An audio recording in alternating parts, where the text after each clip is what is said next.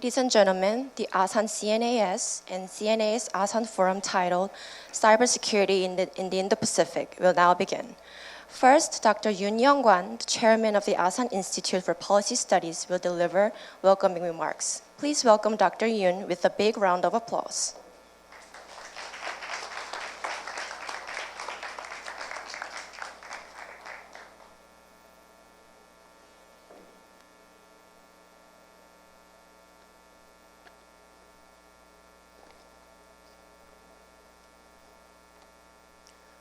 Good afternoon, distinguished guests, ladies and gentlemen.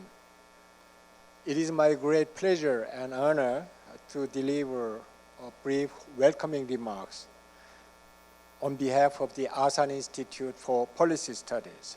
Today, we gather to discuss a topic of immense significance in our rapidly evolving world, cybersecurity. First and foremost, I'd like to extend my heartfelt gratitude to Ambassador Philip Goldberg for sparing your valuable time to be with us today. Your presence underscores the importance of this issue on the international stage. I also wish to thank Dr. Im Jong-in, Special Cyber Advisor to the President, and General John Allen, former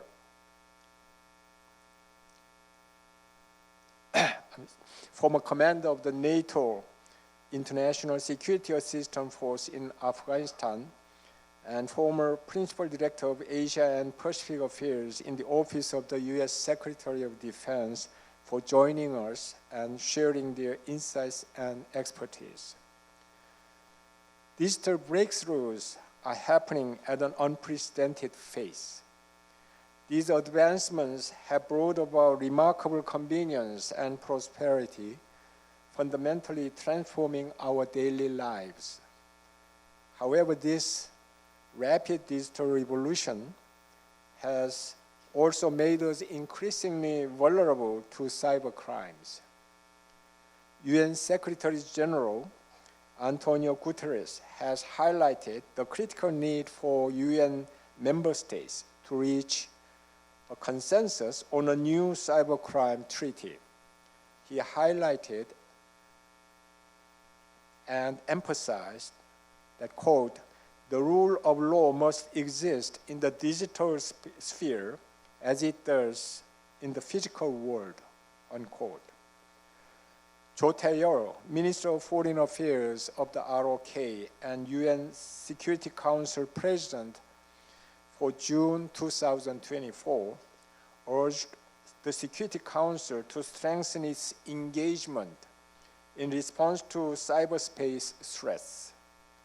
He pointed to the most recent report of a panel of experts of the Security Council Committee, which said that illicit cyber means funds 40% of DPRK's weapons of mass destruction programs.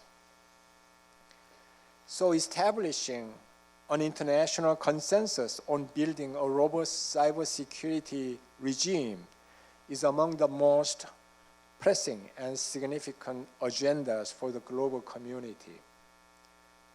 However, establishing an international regime is a daunting challenge. We only need to look at the history of the Nuclear Non-Proliferation Treaty, which was signed 23 years after the first nuclear test in 1945. This example highlights the complexities and time required to forge international agreements on critical security issues. I'm hopeful that today's conference on cybersecurity in the Indo-Pacific will provide a vital platform for fostering international consensus and cooperation within the region. Such collaboration is essential to bridge the gap between the rapid development of digital technologies and the establishment of a comprehensive cybersecurity framework. We are honored to co-organize this conference with the CNAS, a distinguished and influential think tank in the United States.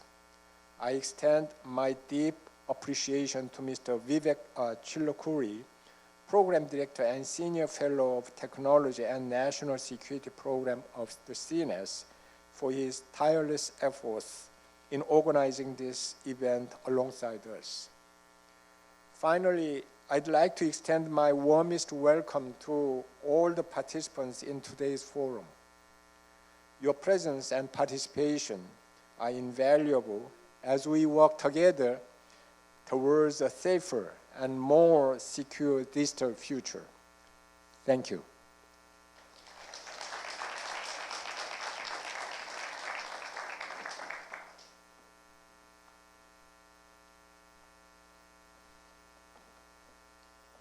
Thank you, Dr. Yoon. Next, the U.S. Ambassador to the Republic of Korea, Ambassador Philip Goldberg, will deliver a keynote address.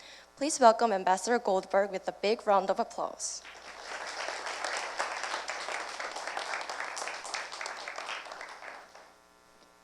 Thank you, and good afternoon. Thank you, Dr. Yoon. I'd like to first thank the Asan Institute for Policy Studies and the Center for New American Security, CNAS, for organizing today's forum. It's such an important issue, and Seoul is a perfect place to carry out that discussion because this is a city that's built so much on innovation, on technology, and is going through that transformation, as is much of the world. As one of the most highly connected places in the world, the Republic of Korea is positioned as a strong regional and global leader in shaping cybersecurity norms and strengthening cybersecurity capacity here in the Indo-Pacific. Korea is leading the way in advancing global cooperation on emerging technology issues such as AI safety. In May, Korea successfully held the AI Seoul Summit, which produced the Seoul Declaration for Safe, Innovative, and Inclusive AI. These opportunities also make the Republic of Korea a greater target for adversaries.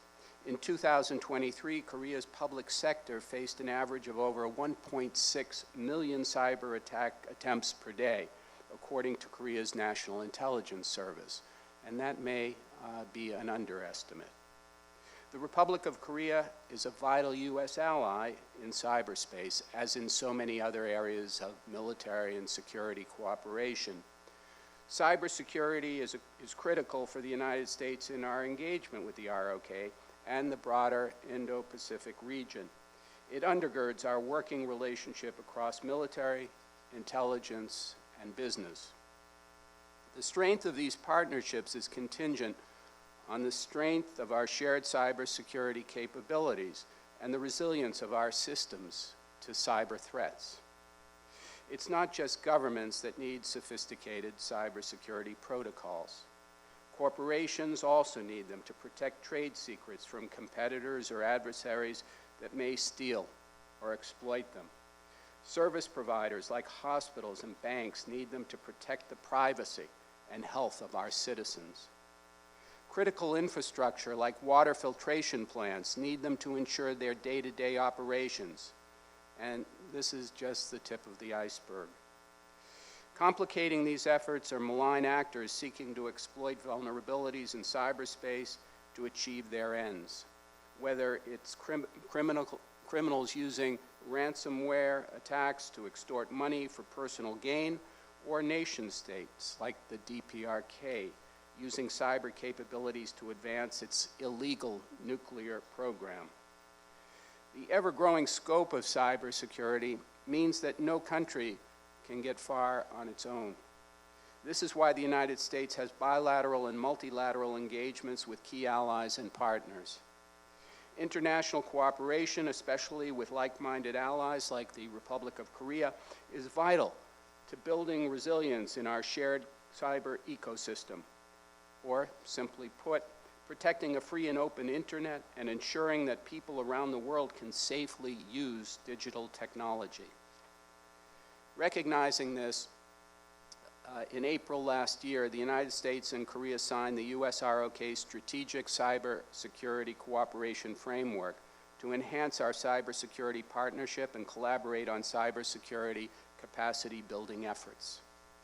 This framework set in motion with numerous initiatives, including the U.S. ROK Bilateral Senior Steering Group to deepen information sharing and proactively deal with cyber threats. Following from this, in January this year, the Cyber Operations Commands of the United States and the Republic of Korea conducted their first ever joint cyber exercise to strengthen our collective defenses against rising cyber threats. Our two countries have also worked closely together with Japan in trilateral capacity building efforts to counter North Korea's cyber threats in third countries, including Cambodia, the Philippines, and Kenya. The United States believes that international cooperation and cooperation that is carried out in a timely fashion is one of the most effective ways to respond to malicious cyber activities during peacetime. While the policies and agreements between our countries is critical, these efforts must also be bolstered by law enforcement cooperation to combat cyber crime.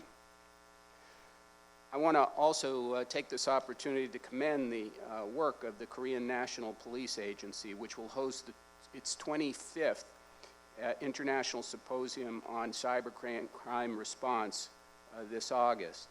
The KNPA has been instrumental in establishing a global platform for private and public cyber experts to share insights and tackle difficult questions around effective enforcement. For many years, experts from various U.S. law enforcement departments and agencies have participated in the symposium, and we look forward to continued participation to identify and resolve policy gaps that can compromise safety in an ever-evolving cyber landscape, which of course also includes the advent of artificial intelligence, which will only accelerate these problems in cyberspace. When multiple states stand up together, it sends a stronger signal that malicious cyber activities are unacceptable. This is particularly important for nations that aim to reinforce the UN-endorsed framework for responsible state behavior in cyberspace. Enhancing responsible behavior in cyberspace also means looking ahead to shape policies and goals in tandem with developments in critical and emerging technologies, such as artificial intelligence. Last month, Secretary of State Antony Blinken announced the International Cyberspace and Digital Policy Strategy at the RSA conference, which outlines the United States strategy in such efforts. This strategy focuses on working together to build digital solidarity, defined as a willingness to promote shared goals to develop and deploy technologies in a way that is open, safe, and secure. When it comes to generative AI, for example, building digital solidarity involves addressing how artificial intelligence can be trustworthy and benefit society without destabilizing it. Cybersecurity is ever more important this year, with over 50 countries around the world holding high-stake elections. People's confidence in the value of their vote requires the security and resilience of our systems. It also requires combating online disinformation operations that can mislead and influence election results. Because of this, forums like today's are important. They enable us to collaborate on ways to protect our data and systems and ultimately our democratic institutions and our businesses. It's not an understatement to say the strength of our democracy is contingent on the strength of our cybersecurity infrastructure. So let's continue to learn from and work with each other to creating a stronger and more resilient democracy online and offline. I wish you every success in this forum today. Thank you.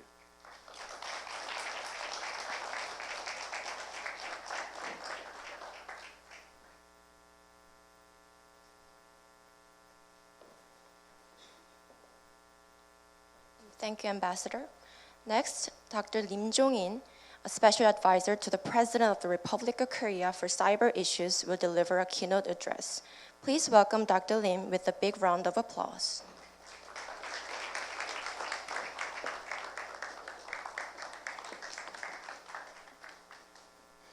Thank you. I'm Jung-hee Lim.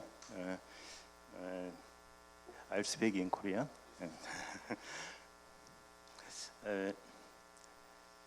방금 대사님께서 말씀하신 말 잘 들었습니다.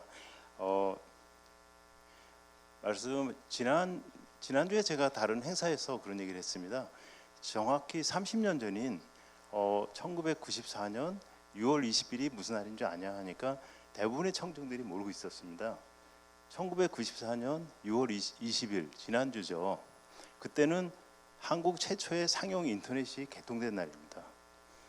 지난 30년 동안 인터넷이 우리 세상을 얼마나 바꿨는지, 그 당시에는 사실 94년도에 아마존이 조그만 북스토어로 출범을 했고 이커머스라는 개념이 제대로 없을 때인데, 그리고 인터넷이 어디다 쓰지?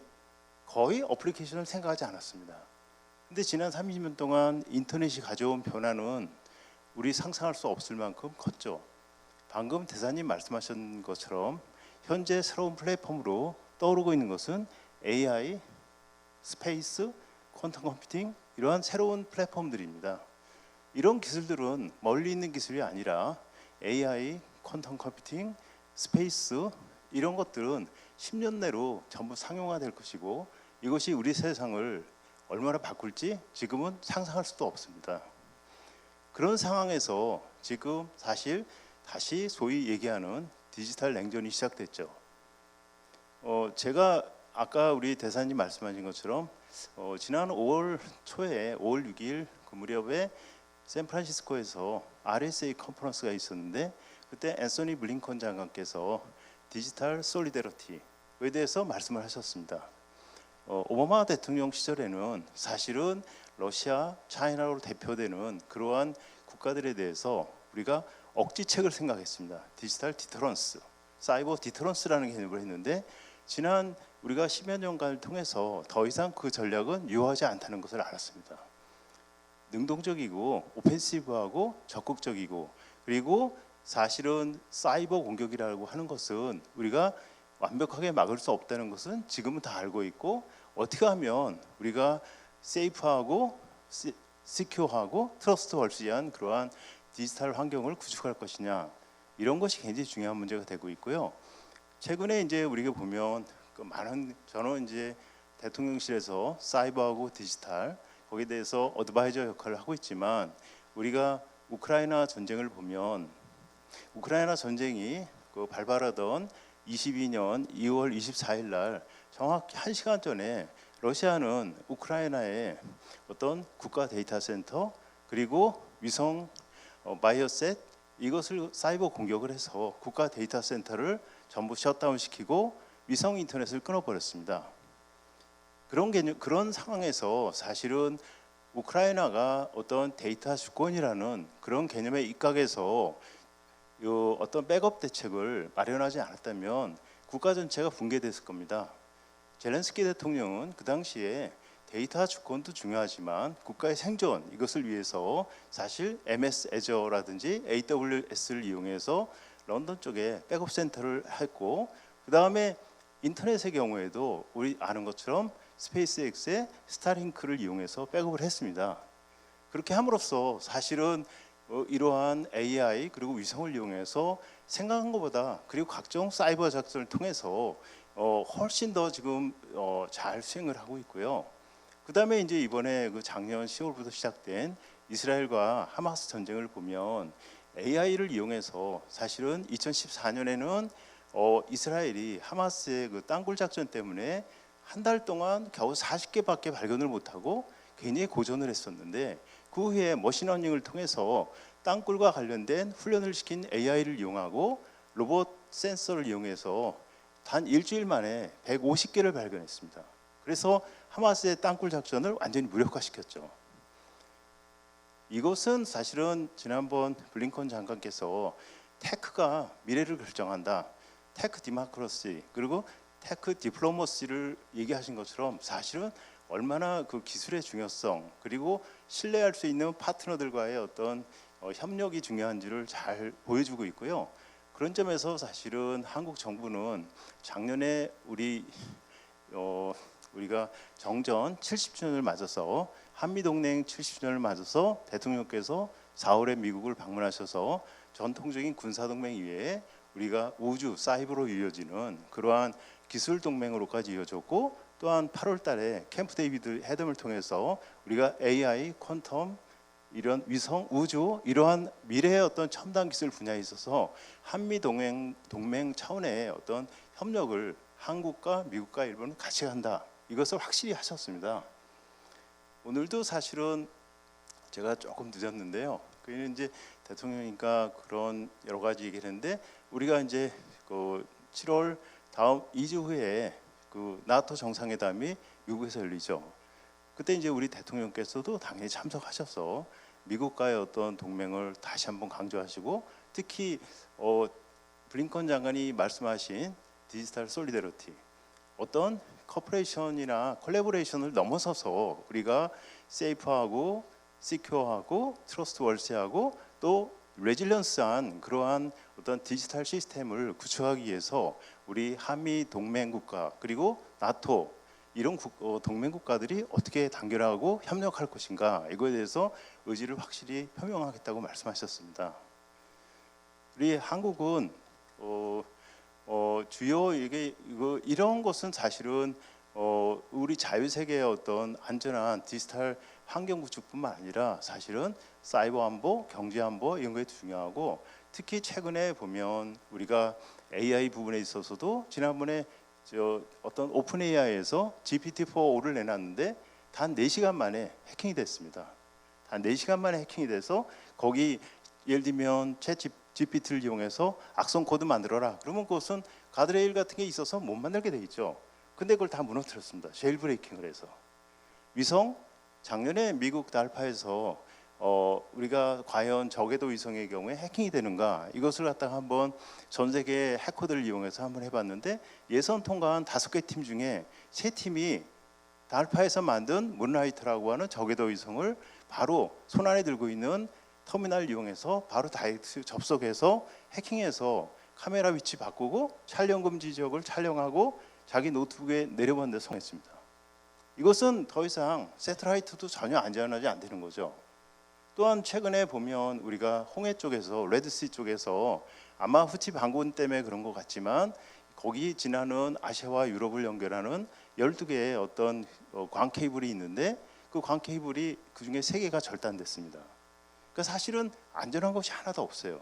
근데 사실은 경제성의 논리만으로 따지거나 그러면 그 부분에 있어서는 중국이 우리 화웨이 사태에서 그랬던 것처럼 어떤 그 굉장히 시장을 치고 들어와서 굉장히 잠재적 위험성을 주고 있죠. 그래서 우리 이제 블링컨 장관이 말씀하셨고, 또 우리 한국 정부도 그렇고 우리 대통령께서도 적극적으로 찬성하시는 이러한 디지털 솔리더리티에서는 우리가 이 사이버 문제뿐만 아니라 경제 안보 그리고 우리가 미래를 갖다가 하기 위해서는 한국과 미국이 같이 나가야 된다. 이것을 명확히 하고 계시고요. 그런 점에서 우리 이제 한국과 미국이 지난 70년간의 동맹 관계를 한 단계 더 올려서 하는 이런 것이 굉장히 큰 의미가 있다고 생각합니다.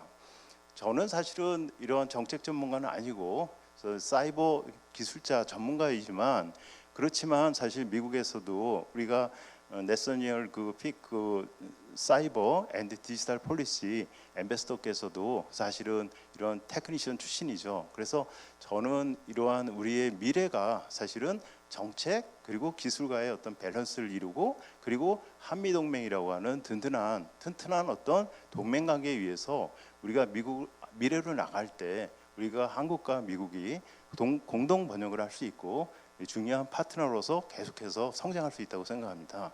그런 점에서 오늘 이러한 우리 미국의 그리고 한국의 주요 분들을 모시고 이러한 세미나를 하는 것은 큰 가치가 있고요.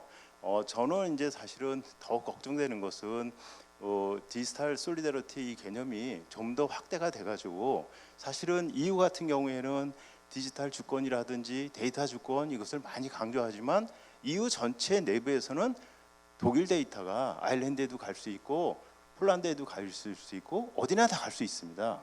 그런 점에서 생각한다고 하면 사실 한국 같은 경우에 최근에 이제 그 AI 쪽도 많이 투자를 하고 있지만 위성 쪽도 많이 투자를 해서 위성을 군사 위성이 우선이지만 민간 쪽에서도 앞으로 수백 기가 쏘아질 거로 생각하고 있고 제주도에 사실은 중요한 국가 위성 센터가 만들어졌는데 벌써 거기에 중국 그리고 북한 쪽에서 벌써 해킹 시도가 들어왔습니다. 그런 것은 보면 한국이 혼자 막을 수 없다는 것을 분명히 보여주고 있고요.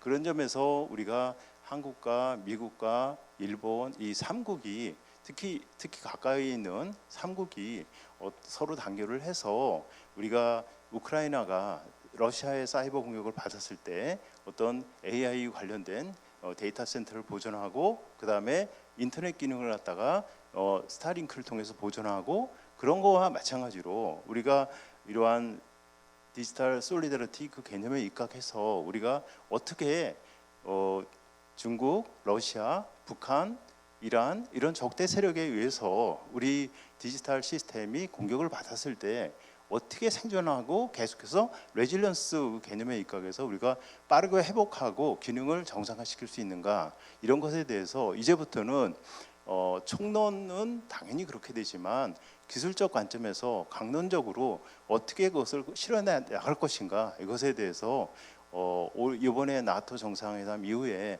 한국과 미국이 그것에 대해서 구체적으로 논의하는 그런 계기가 되길 바랍니다. 예, 이상 마치겠습니다. 고맙습니다.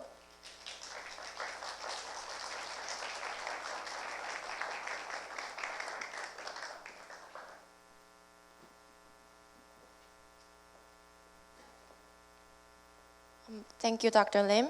Next, General John Allen, former commander of the NATO International Security Assistance Force in Afghanistan and former principal director of Asia and Pacific Affairs in the Office of Secretary of Defense, will deliver opening remarks.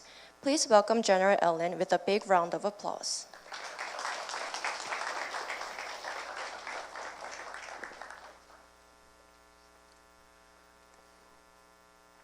It's truly wonderful to be with you all here today. Dr. Yoon, thank you for introducing the subject and permitting us to join together in this important forum.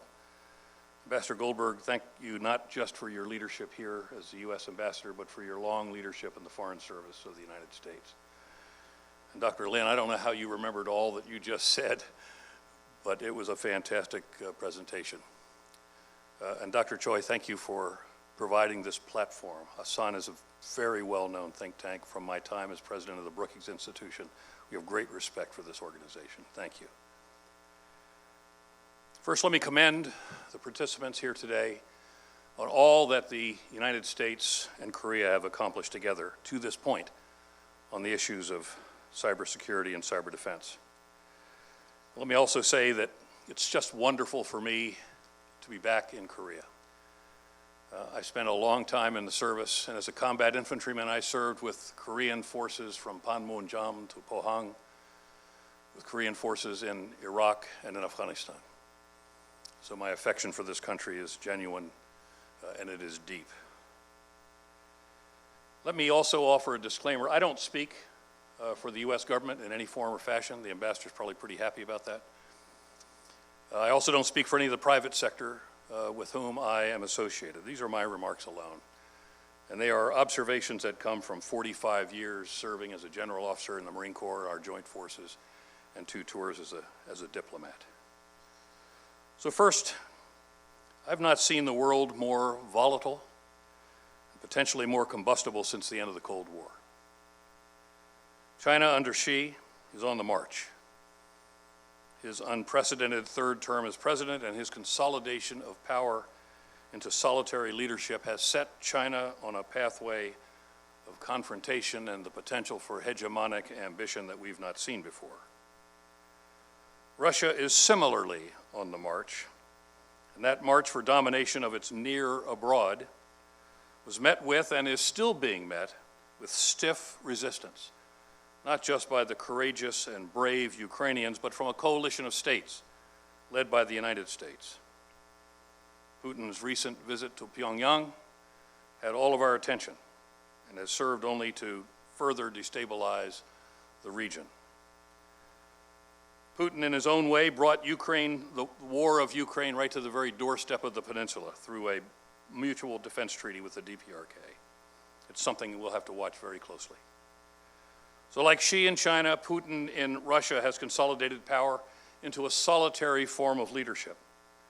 And neither of these developments bodes well for the community of democracies, of which the Republic of Korea and the United States are such important parts. Second, the Sino-Russian joint statement of 4 February 2022 should be mandatory reading for the officials of the world's democracies. This statement, really a manifesto, plots the Chinese and Russian course forward in this century to dominate many of the institutions that we have taken for granted in the context of the global rules-based system.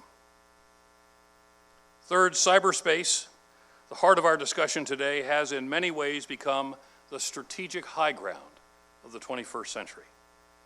Cyberspace as a domain defines nearly every dimension and shapes virtually every aspect of our respective countries' existences, from our economies to our critical infrastructure, from our healthcare to our scientific research, from the education of our children to the manner in which we interact socially. Our principal definitional activities occur within and through cyberspace. It has been said that while we exist in the physical domain, our relevance is created in the cyber domain. And here in cyberspace are defined our greatest strengths as free and open societies, but also our greatest vulnerabilities. For unlike in the physical space, cyberspace is borderless and can be the domain of the lawless and the anonymous. Fourth, conflict, ladies and gentlemen, exists and occurs along a continuum. And it's often misinterpreted as war. The terms are used interchangeably. War in the physical domain, as it's occurring in Ukraine, is certainly a dimension of conflict, but the larger dimension of conflict today orients on the modern domain of cyberspace and takes the form of strategic influence campaigns aimed at our people and our children, and the direct effort to attack, to corrupt, to steal, and to destroy our data, and to compromise and interdict our cyber networks and infrastructure, and in so doing, damage our economies, threaten our critical infrastructure, disrupt the peace of our societies, and erode public confidence in our institutions, our private sector, and our governments. So I consider today that we exist in a state of hybrid conflict with China and Russia. And it is from this point of departure that the community of democracies simply must wake up to this reality and recognize that if indeed cyberspace has become the strategic high ground of this century, then the integrity of our data and the sanctity of our data networks and infrastructure must be defended in the manner from the near constant onslaught of adversaries and enemies. The ambassador mentioned the millions of attacks upon the Republic of Korea every day. Microsoft would tell you that every day they're dealing with trillions of attempted attacks on the global system. And if indeed we choose to think in these terms, then the measures we take now to protect our data and our networks must be a logical national security objective of our countries and become the central defense strategies of our military and our intelligence communities. If this is a whole of society struggle, and while the Republic of Korea and the United States can and must find greater opportunities to collaborate and to cooperate at the governmental level in cyber-related exercises, in cyber-related training and education, in talent development and talent exchange, in technology transfer, and in joint cyber defense, there are enormous capacities within our respective private sectors which are every day defending against relentless Chinese assaults on our data and our data networks. And these capacities must also be leveraged. Finally, the conflict and the war involving Ukraine, Dr. Lim mentioned it several times, is the prototype of 21st century warfare. For years, Russia assaulted Ukraine's cyber domain in a pre-war cyber conflict, which systematically set the conditions for Russia's intentions to wage physical war on Ukraine to erase its existence. Putin had declared that Ukraine had no right to exist apart from a made-up Russian identity, no right to exist as a sovereign entity. And in the 11th hour, as Russian forces massed for the inevitable invasion, the United States and other friendly governments and key members of the private sector, Microsoft prominent among them, evacuated Ukraine's national data into the secure hyperscale cloud, preserving it from coordinated cyber attacks as Russian tanks rolled over the border into Ukraine, and the earliest Russian missile strikes landed on Ukrainian data centers and on key IT infrastructure. The Russians had intended to both dismember Ukraine's data infrastructure and to decapitate Ukrainian leadership access to the national data. And these 11th hour measures by the public and the private sector saved Ukraine from a devastating loss at the very beginning of its conflict. So I'll close where I started. There's so much to say. I don't remember the last time I've seen this kind of volatility in the global system. The liberal rules-based order, which has brought such long-term well-being to this region, is under direct assault by the Russians and the Chinese. And in this long-term hybrid conflict, the Republic of Korea is the subject of direct Chinese attacks by China and its allies, a direct attack upon Korean cyberspace. I don't believe that time is on our side in this conflict. There's a real urgency with which we must pick up our tasks and move forward. And in the context of our mutual defense treaty, we need to move forward leveraging all assets of our respective countries and our private sectors to harden our defenses from Chinese attack. Taking a page from what we've seen and learned from the war in Ukraine, we must assume that Chinese actions in cyberspace are not only aimed at destabilizing segments of the Korean society, it's aimed at setting the conditions for successful Chinese military operations should this long-term conflict erupt into physical war. Spoken as an American, Korean blood runs thickly in the veins of the American people. The Korean people coming to America have made America immeasurably better as a society and as a people, and the United States undoubtedly better as a country.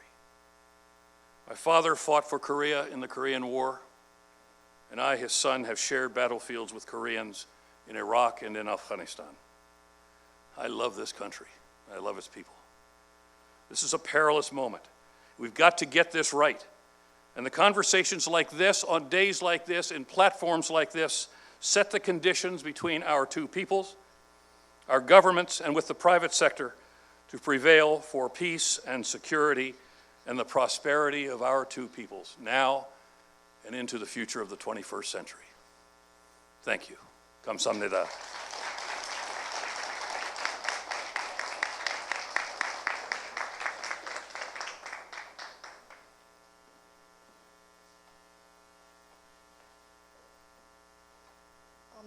Thank you, General.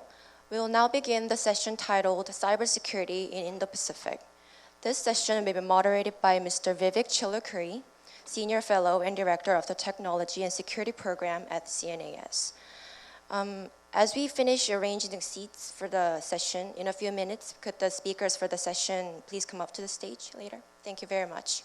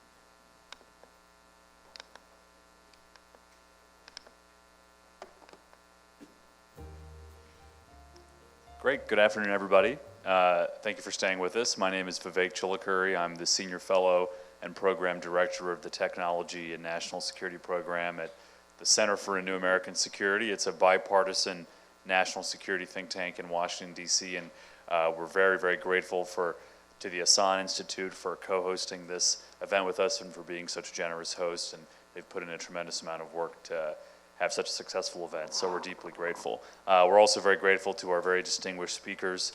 We all had the benefit of hearing from just now, Ambassador Goldberg, Dr. Lim, and of course General Allen.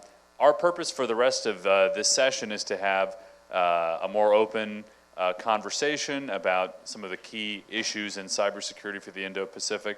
To give everyone some context, at the Center for New American Security, we've begun a research project that's looking at the state of cybersecurity threats, policies, trends, and gaps in the broader Indo-Pacific region, on the understanding that there's a lot of work that the United States and our partners and allies, certainly including South Korea, must do to realize the potential of deeper cooperation in the economic, military, and intelligence and commercial domains, while also making sure that we're doing so in a way that's secure and consistent with our democratic values. So I'll briefly introduce our three distinguished panelists who we're grateful to have this afternoon, and then we're going to kick it off into some questions. And we also have time for audience questions at the end of this program, so I want to invite everyone now to begin thinking of the questions for the panelists.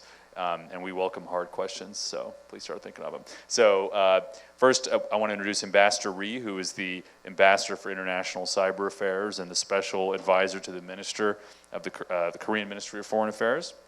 We also have Mr. Marcus Bartley-Johns, who's the Senior Director for Asia at the Government and Regulatory Affairs Office in Microsoft. And then finally, last but not least, we have Mr. Chris Painter, who's the President of the Global Forum on Cyber Expertise Foundation and is the former cyber coordinator at the U.S. Department of State, and I believe the world's very first cyber diplomat, unless I have that wrong. But we're very grateful. How about a round of applause for our great panelists for making the time? Great. Well, I'll kick it off with a question for Ambassador Ri. Somebody mentioned this, I can't remember if it was in the remarks or earlier today in the private discussion that we had, but the Korean National Intelligence Service estimates that a few months ago, 80% of the cyber attacks on South Korea's public sector came from the DPRK. And I think given the development that's on everyone's mind is the recent visit between Vladimir Putin and the North Korean leader in Pyongyang. We haven't seen that in a long time. How should we understand that trip and the deepening Russian DPRK relationship in terms of the potential cyber implications and cyber risk that it could pose? And what sort of policies is the Republic of Korea considering or has implemented already to anticipate some of these threats? 예, 먼저 그 북한의 사이버 위협에 대한 한국의 대응에 대해서 먼저 간략히 말씀드리고 또 질문하신 사항에 대해서 이어서 말씀드리도록 하겠습니다. 한국말로 좀 말씀드린 게 더 소통이 편할 것 같아서 한국말로 하겠습니다. 우선 북한의 불법적 사이버 활동에 관해서는 북한은 체제 유지 수단으로 사이버 불법 활동을 활용해 오고 있는 것으로 보입니다. 특히 이들의 활동은 크게 보아서 가상화폐 탈취, 첨단 군사기술, 그리고 주요 전략 정보 절취에 집중되어 있고 최근에는 우리에 대한 GPS 신호 교란 도발도 자행한 바 있습니다. 특히 북한의 가상화폐 탈취는 북한의 핵미사일 개발의 주요 자금원이 되고 있는 만큼 이 차단을 위해 우방국들과 공조를 해오고 있습니다. 이렇게 말씀드린 이후에 다만 최근에 러북한 협력이 강화됨에 따라서 자신감을 얻은 북한이 사이버상에서도 불법 행위와 도발을 자행함에 있어 과거에 비해 좀 더 보다 대담해질 가능성도 있다고 보고 있습니다. 특히 러북한 새로이 체결된 조약에는 군사원조 규정뿐만 아니라 제18조에 국제정보 안전 분야 즉 사이버 분야에서의 협력을 규정하고 있는데 동 분야에서의 협력은 군사적 함의를 배제할 수 없기 때문에 이러한 협력이 이루어진다면 대북 안보리 결의 위반에 해당될 가능성이 매우 높다고 보고 있습니다. 이에 대해 한국은 러시아에 대한 수출 통제를 강화하고 러북한 군사협력에 관여한 개인과 기관에 대한 독자 제재를 시행하는 한편 한미동맹과 한미일 협력을 바탕으로 국제 공조를 강화해 나감으로써 대처해 나가고 있습니다. 아시다시피 한미 간에는 2022년 3월부터 그리고 한미일 간에는 2023년 12월부터 북한 사이버 위협 대응 실무 그룹이 운영 중에 있고 이미 북한의 가상자산 탈취를 추적하고 차단하는데 북한의 IT 인력을 이 수익과 자산을 암리하는데 실질적인 성과를 거두고 있습니다. 또한 민간업계의 협조도 중요한 만큼 한미 합동 공고문 발표와 민간 심포지움 개최 등을 통해 민간의 인식을 제고하는 한편 블록체인이나 IT 기업과의 협력 체제도 강화하고 있습니다. 이 밖에도 한국은 안보리 비상임 이사국이자 금년 6월 안보리 의장국으로서 지난주 6월 20일에 안보리 사이버 안보 공개 토의를 직접 개최하고 주재한 바 있습니다. 북한의 사이버 상해 불법 행위에 대한 국제사회 주의를 환기시키고 특히 안보리 결의를 위반하여 자행되고 있는 러북한 무기 거래에서도 조만간 안보리 차원에서도 국제사회의 경각심을 제고시키는 노력을 해나갈 것입니다.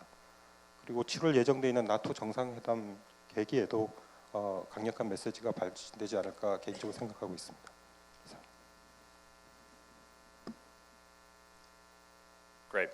Thank you, Ambassador Rhee. And I'm realizing that in my eagerness to ask you the first question and to get into the discussion, I didn't even give you the opportunity to introduce yourself or say a few words at the outset. Feel free to do so now if you want. We'll give our other panelists the opportunity to do so. But please, sorry, go ahead. 예, 그러면 먼저 그 외교 측면에서 저희 외교부가 사이버 분야에서 추진하고 있는 사업 동향에 대해서 제가 설명드리도록 하겠습니다. 한국의 외교 정책을 글로벌 지역 그리고 한반도 차원으로 나누어 본다면 글로벌 차원에서 한국은 소위 글로벌 중추국가로서의 비전을 가지고 자유민주주의와 시장경제국가라고 하는 우리의 정체성에 기반하여 세계 평화와 번영에 기여해 나가고자 하고 있고 인태지역 차원에서는 우리의 가치와 가치를 공유하는 국가들과의 연대를 통해 영내 규범 기반 질서를 강화해 나가고자 하고 있고 한반도에서는 우리의 가장 큰 위협이라 할 수 있는 북한의 핵미사일 위협에 대해 억제와 단념 그리고 대화와 외교 즉 3D 정책을 추진해 나오고 있습니다. 3D는 Deterrence, Dissuasion, and Dialogue and Diplomacy를 의미합니다. 이와 함께 사이버 안보에서는 신기술의 등장으로 급속하게 변화하고 있는 사이버 환경을 반영하여 외부로부터의 사이버 공격에 적극 대응하고 또 우리와 뜻을 같이 하는 국가들과 공조를 강화하고 또 외부 공격에 대한 보건력을 증대하는 것을 골자로 하는 국가 사이버 안보 전략을 올해 2월에 채택한 바 있습니다. 외교부는 이러한 정책과 전략을 사이버 분야에서 구체적으로 실현해 나가기 위해서 첫째, 북한의 불법적 사이버 활동과 위협에 적극 대응하고 둘째, 주요국가 지역별 거점 국가들과 사이버 정책 협의를 통해서 공동 대응 방안을 모색해 나가고 있고 셋째, UN 등 국제 무대에서 다자간 규범 수립, 신뢰 구축 그리고 역량 강화 논의에 적극 참여해 오고 있습니다. 동사안에 대해서 좀 더 구체적으로 몇 마디 더 말씀해 드리면 북한과 관련해서는 좀 전에 제가 어떻게 대응하고 있는지 간략히 말씀드렸고 또 인태 지역 차원에서는 무엇보다 한미의 동맹과 한미일 협력을 중심으로 호주, 뉴질랜드, 캐나다 등 우방국들과 협력 네트워크를 강화하고 동시에 아세안 그리고 태평양 도서국들에 대한 관여를 증대시켜 나가고 있습니다. 특히 사이버 안보 분야에서 역량 강화 사업을 이들 국가의 연계 강화에서 역량 강화 사업은 이들 국가의 관계에서 아주 중요한 핵심 의제라고 할 수 있습니다.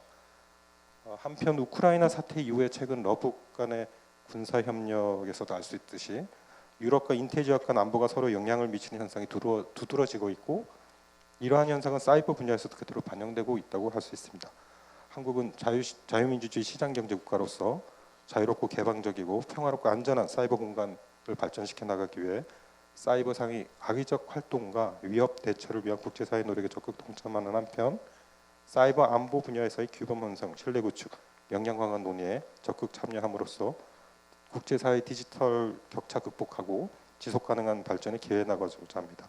최근 1년의 한국의 행보를 보면 이러한 저희들의 정책 방향을 좀 더 잘 알 수 있을 텐데요. 몇 가지만 설명드리면 우선 지난 3월 제3차 민주주의 정상회의 개최를 통해서 가짜뉴스와 허위 조작 정보를 퇴치하고 상업용 스파이웨이 확산과 오염에 대응하기 위한 국제사회 노력을 촉구한 바 있고 5월에는 AI 서울 서밋과 AI 글로벌 포럼을 개최해서 글로벌 가버넌스 구축에 국제사회 노력을 촉구한 바 있습니다. 그리고 지난주에는 말씀드린 바와 같이 유엔 안보리 비상임 이사국으로서 사이버 안보에 대한 경각심을 제고했고 또 9월에는 군사적 분야에서 인공지능의 책임 있는 이용을 촉구하는 리에임 서밋을 개최할 예정이고 동계기에 또 여러 가지 사이버 워킹 그룹 회의라든가 사이버 서밋을 또 개최할 예정입니다. 이상 한국 외교 측면에서의 사이버 활동에 대해서 간략히 설명드렸습니다. Thank you for that very comprehensive update. It's a reminder that this conversation is well timed. There's so much that South Korea has done just in the last few months on AI and on cyber, and obviously the two intersect deeply, and I appreciate you spelling all that out. Marcus, why don't you go ahead and maybe just offer a few opening thoughts, and then we can get into the questions once Chris has had a chance to do the same. Great, fantastic. Thanks very much. And look, I want to say thank you as well to the Asan Institute and to CNAS for organising this. I think we've heard it a number of times already today, but there is really no better time to be having this conversation. If we know, particularly in the domain of nation-state cyber attacks, that geopolitical context is really what drives the volume and intensity and threat level for those attacks. And I think in many ways, Korea is facing a uniquely challenging environment. If we think about the existing level of threat from the DPRK and from China, and we then add in that Russia, we think is increasingly focused on the Republic of Korea, that means that 3 of the 4 countries globally that have the highest level of capability to undertake sophisticated nation-state attacks, China, Russia, and DPRK, the 4th is Iran. But of those top 4, the 3 are highly focused on Korea. There really is no more important time to be having this conversation. There's 2 topics that I think are incredibly important for us to bring into this dialogue today, and I think we've already heard much of this in the wonderful opening statements that we heard and the comments from Ambassador Rhee. I think the first is the importance of partnerships. We heard the Ambassador talk about how Korea thinks about its international cybersecurity engagement in terms of bilateral and regional and global or multilateral engagement. We see an incredibly important role for each of those.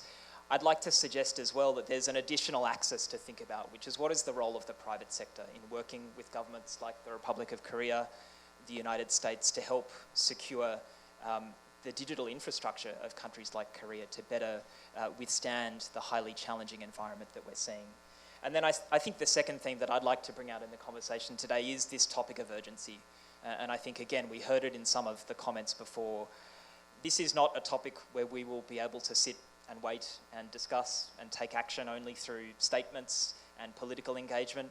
Those are incredibly important, but we'll need to advance real practical steps to strengthen our digital infrastructure, to strengthen our ability to collaborate as private sector with governments like the Republic of Korea and the United States and others to really strengthen our ability to combat cyber attacks. So really looking forward to the conversation. Thanks, Vivek. Thanks, Marcus. Well, I definitely want to come back to the question of partnership in a second, but Chris, go ahead. Yeah, thank you. And it's great to be back in Korea. I've been here many, many times, especially when I was in my U.S. government role.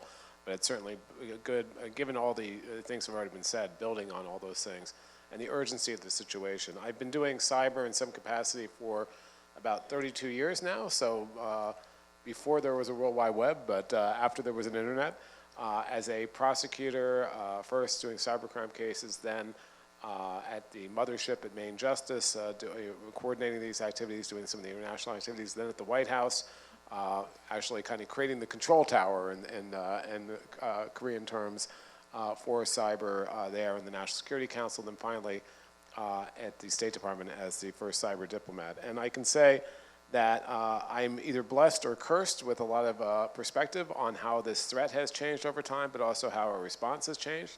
I'm heartened by our response being much better. This is becoming much more a mainstream issue, which is really critically important, and I think will color all of our conversation today. I should also say that it's been punctuated with really a long history of dealing with the Republic of Korea, really for many, many years now. The first was back in 2013, so over 10 years, and I remember that Korea hosted a major cyberspace conference. It was part of a conference that started in London and really was showing leadership and talking about cyberspace and cybersecurity even back then. Of course, shortly after that, there was the Sony Pictures hack, which now seems a distant memory, but I think was really important because it was one of the first times, it was the first time, we had the President of the US call out a nation state, North Korea, for malicious cyber operations and asked many countries to join us in condemning that, including obviously South Korea, which was quick to join us, which was great. But getting some of the other countries to join and getting that collaboration and getting that framework in place is something that I think we've been working on for years, but we had good success then, but it's significantly better now. And then we launched, again, over 10 years ago now, our first US-Korea cyber dialogue. And it was, I was leading on our side, my counterpart in the foreign ministry was leading on the Korean side. But the important thing about this, and it was a model for all the other dialogues we did, was it was an all-of-government dialogue. It was not just the foreign ministries talking to each other. As important as they may be, or think they are sometimes, that is one component. But we had the Ministries of Defense and Department of Defense on our side. We had our Commerce Ministry. We had our Homeland Security Ministry, our Justice Ministry. So we could have a really robust discussion between all of those different parts of our governments, who sometimes, frankly, don't talk to each other that great, to actually have a more cross-cutting conversation about this important issue. And that lasted and continues to last, and I'm very happy to hear and know about how that's been built on even now, and how you're expanding that and it being part of the framework. And then John Kerry, when he was Secretary of State, came to Korea, which also signals how important this country is as part of our response to cyber threats, to deliver his first and really his only major speech about cyber, including laying out the norms of behavior that were later adopted at the UN for the first time. And that was really important. And I think that again shows how this has been a really important partner from the beginning. And, you know, as I looked at these threats, you know, I would agree with everything that's said. The threats have increased substantially. I agree with General Allen. This is a significant threat we're facing from China.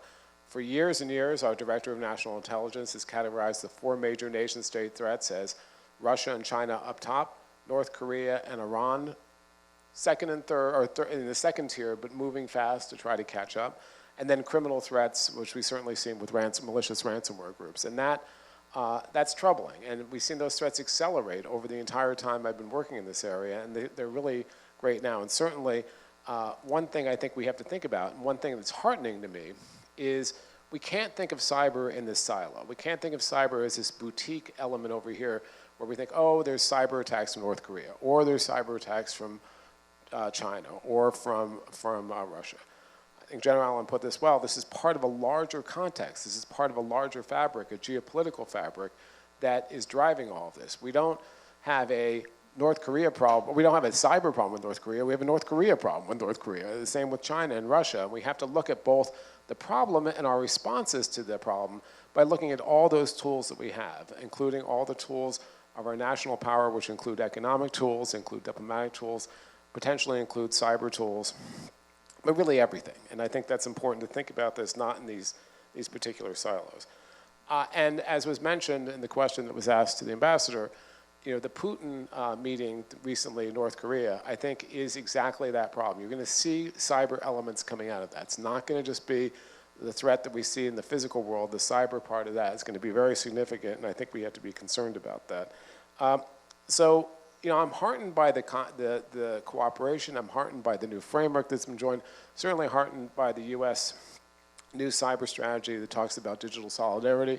I think it's important because on your point too, partnerships are key to this, and diplomacy is really about partnerships. It's really about building those with countries, but also with the private sector and other stakeholders, because this is going to be an increasing problem going. There's certainly lots of opportunities in cyberspace, but the threats are only growing, and we need to work together to address them. Great, thanks, Chris. I have a million questions, and so I would ask, first of all, thanks everybody for your opening comments. And Ambassador Rhee, I already jumped the gun and asked you the first question, so I'm going to give you a break, but I'm going to warn you that I'm going to ask you to jump in on the question I'm going to direct to Marcus and react to it. And one thing is, there's a lot of ground that we'd like to cover, so if we can try to keep our answers fairly brief, that would be great. That way we can get in, cover some more ground. So Marcus, you mentioned partnerships, right? And I think when we think about in the U.S. context, which at least Chris and I are more familiar with, we have some of the world-leading technology companies that we're often reliant on for the latest information about. Obviously, the United States has its own capabilities, but when it comes to AI development or cyber defenses, we're very reliant on a few technology companies, and partnership is really important. But it's easy to say it. It's really easy to say we should partner with the private sector. It's not necessarily always that easy to do it. And you in your role at Microsoft work with governments across the region, this region in particular. What have you found works in terms of what makes an effective public-private partnership? Chris, you mentioned earlier, we say public-private partnership like it's a mantra, as if we can just snap our fingers and make it. What works? Where are you running into challenges? What are governments doing well? Where could they improve? It's a small question, and I would love, Ambassador Rhee, for you to react to and think about what is the state, for better or worse, of public-private partnership on cybersecurity in South Korea. And Marcus, if you have views about how it's going in South Korea, we'd love to obviously hear those. Sure, as you said, it's a small question, Vivek, but look, I think there are many aspects to what makes an effective partnership, but I'd like to single out two in particular. Look, I think one is really about technology. And ultimately, that's why governments want to work with technology companies like Microsoft. We do bring a certain high level of technological capability. We bring an ability to understand the cybersecurity threat environment in a way that is going to be quantifiably different than if a government is just working on its own. So at Microsoft alone, each day our systems are receiving 65 trillion individual signals that we then use our computing power, artificial intelligence to try and understand what cyber threats might be emerging across the devices and applications connected to Microsoft, and other technology companies are doing the same. So I think the first element that we've seen be effective to partnerships is that mutual understanding between a company like us and a government that, really they want access to cutting edge technology, they want access to the data that we're able to provide, and they want access to the AI capabilities as well. So, we can talk more about examples, but I think one that is really striking in this region is the work that we've been scaling up, building off a long relationship, but really in the last 6 or so months with Australia and the Government of Australia through what's called the Microsoft Australian Signals Directorate Cybersecurity Shield. And we're collaborating very deeply with the Government of Australia to bring some of that threat intelligence into government, but also importantly, making sure that businesses, big and small, across Australia that are using Microsoft software or other software have a real-time ability to share threat intelligence in a two-directional way. So there's that ability not just to wait for the Cybersecurity Authority to issue a guidance notice, it's actually happening in real time. So the first element of those effective partnerships is just about making sure that cutting-edge technology can be leveraged to help government achieve its objectives. And then I think the second that's really important is making sure that the policy and regulatory settings enable that kind of collaboration. I think we've seen a lot of progress in a number of countries about ensuring that, for example, hyperscale cloud is available to businesses and government in countries across the Indo-Pacific region to make sure that there is that cutting-edge technology.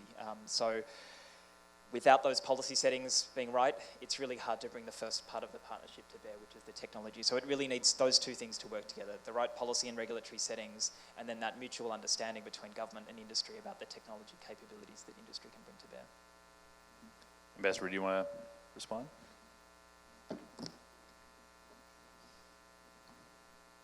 특별히 덧붙일 말은 없지만 저희들 같은 경우에는 사이버 위기에 대응함에 있어가지고 민관 간의 합동 유기적인 대응 체제를 작년에 마련을 했습니다. 과거에는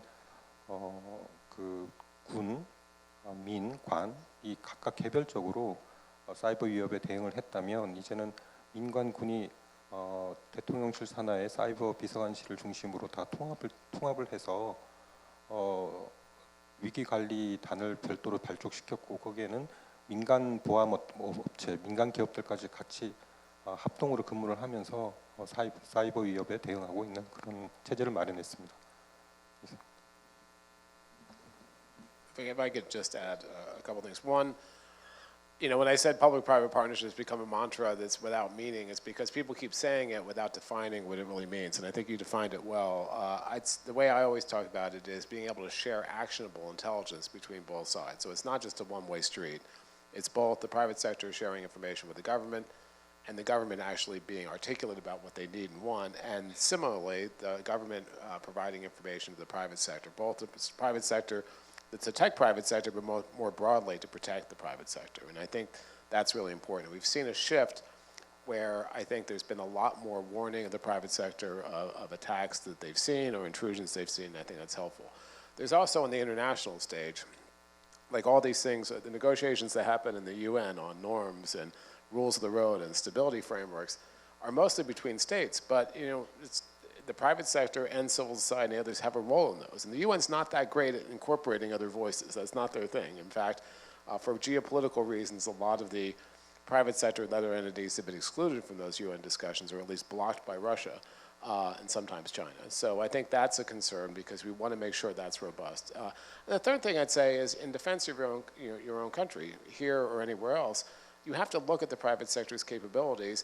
And although, and I think some of the challenges are, you can privilege domestic companies. That may make sense for trade and other reasons. But having access to the best technologies out there, having access to all of the capabilities that some of these international companies have, and including the intelligence they get from being on so many different systems is really important. So your policies and regulatory policies have to make sure that you're allowing that to happen and not inadvertently blocking that. And Chris, I want to pick up on your point about a shift, right? When we introduced you, we mentioned you were the world's first cyber diplomat, and when we think about the role of cyber diplomacy, the State Department now has a Bureau for Cyberspace and Digital Policy, sort of the successor to the work you were doing at the Department of State. Other governments are trying to roll out tech and integrate it in their diplomacy. Can you just talk a little bit more at a high level about how cyber diplomacy has evolved since you first took up this role in the State Department and why it matters, and also probably mirrors the broader trend of the cybersecurity challenges? Another small question for you to answer briefly. No, I think that it's really endemic of the larger issue that we've seen where, for many years, and it still happens somewhat today, you go into a CEO of a company or the C-suite generally, or if you go into a minister or a cabinet secretary in our system, and you start talking about cyber, their eyes would roll back in the back of their heads and they'd run screaming from the room. They'd say, look, you technical people, you deal with that. I don't really understand cyber.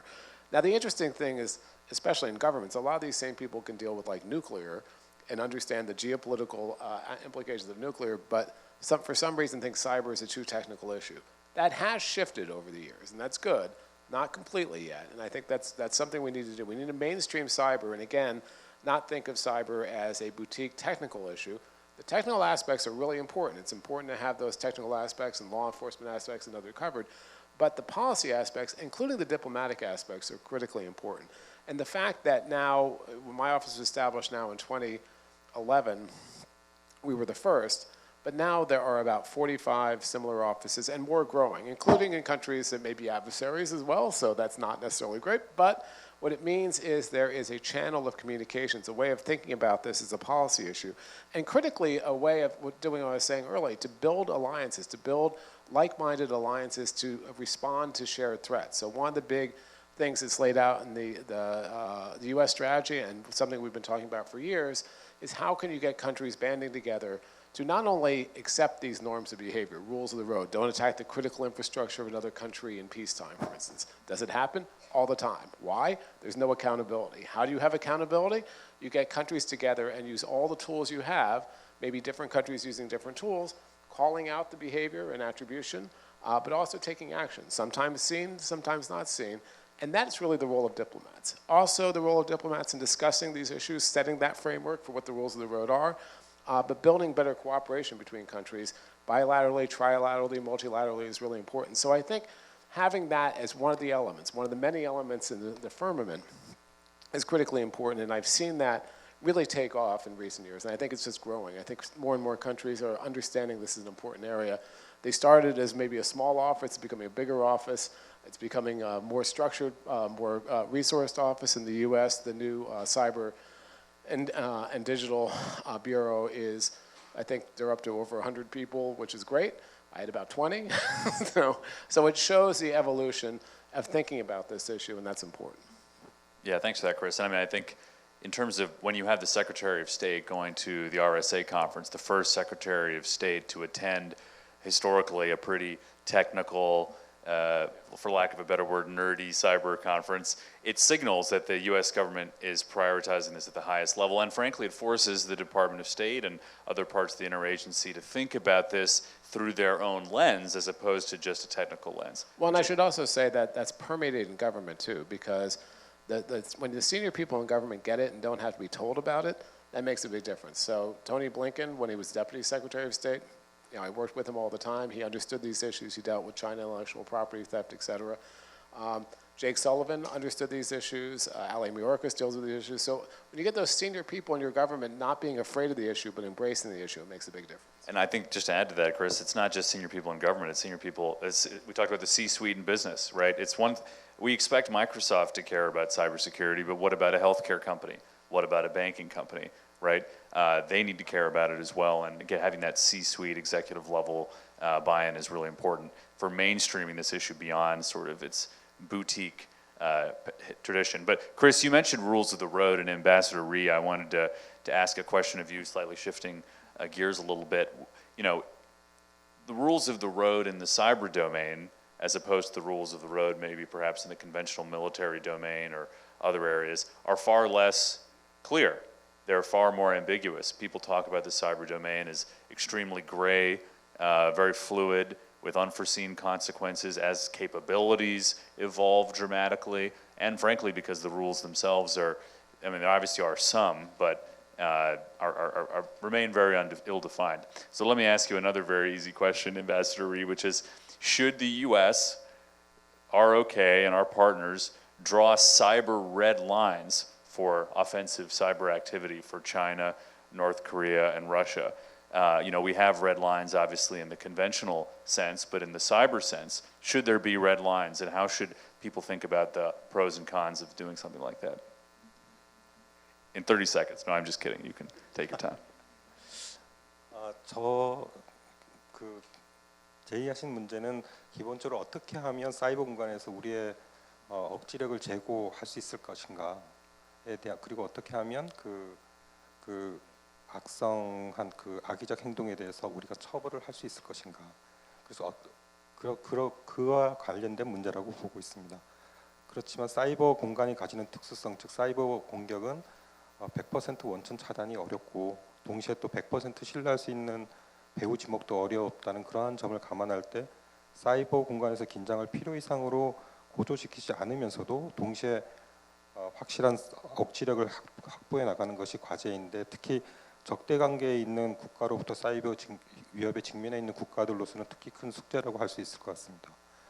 이에 대한 대응으로서는 저희들 국가 사이버 안보 전략에도 나와 있는 바와 같이 적의 다양한 사이버 위협을 선제적으로 탐지 추적하는 노력, 즉 공세적 조치와 함께 뜻을 같이 하는 국가들과 협력, 즉 글로벌 공조가 가장 중요하다고 보고 있습니다. 한국은 작년 한미동맹 70주년을 맞이하여 한미동맹의 영역을 사이버 공간까지 확장시킨 바 있습니다. 그리고 영국과도 전략적 사이버 파트너십을 체결하는 등 우방국과의 사이버 협력을 강화해 나가고 있습니다. 또한 사이버 억지와 대응과 관련된 유사 입장국 회의에 거의 모든 회의에 참석하면서 이들 국가와 어떤 그 사이버 위협에 대해서 대응했던 베스트 프랙티스를 공유하고 공동 대응 방안을 모색해 나가고 있습니다. 동시에 제일 중요한 것은 또 자체 회복력을 강화해 나가는 것이 무엇보다도 중요하다고 보고 있습니다. 이러한 노력이 다 합쳐졌을 때 사이버 억지력이 제고될 수 있을 것이다 그렇게 생각하고 있습니다. Great. Yeah, so first of all, the bottom line answer to your question is no, we should not have red lines, and I'll tell you why in a second. But what we need to do is, I talked about accountability, and cyber and resilience by, deterrence by denial is important. Having more resilience, great. We've been talking about that for 30 years. We still haven't gotten there. There's a lot more we need to do.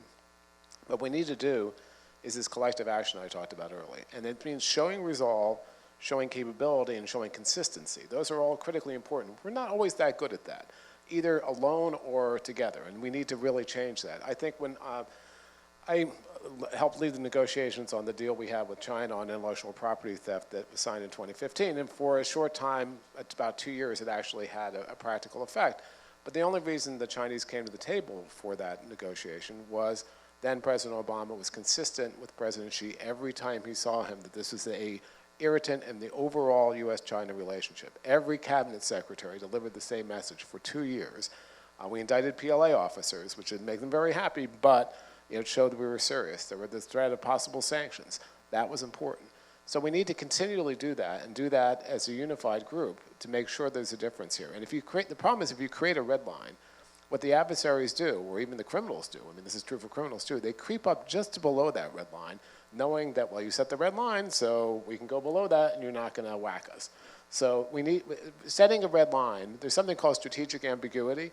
Here we need strategic ambiguity. Now, that doesn't mean there's no line at all. We still need to communicate what the rules of the road are and say we expect compliance with those. But setting an exact red line, I think, is dangerous.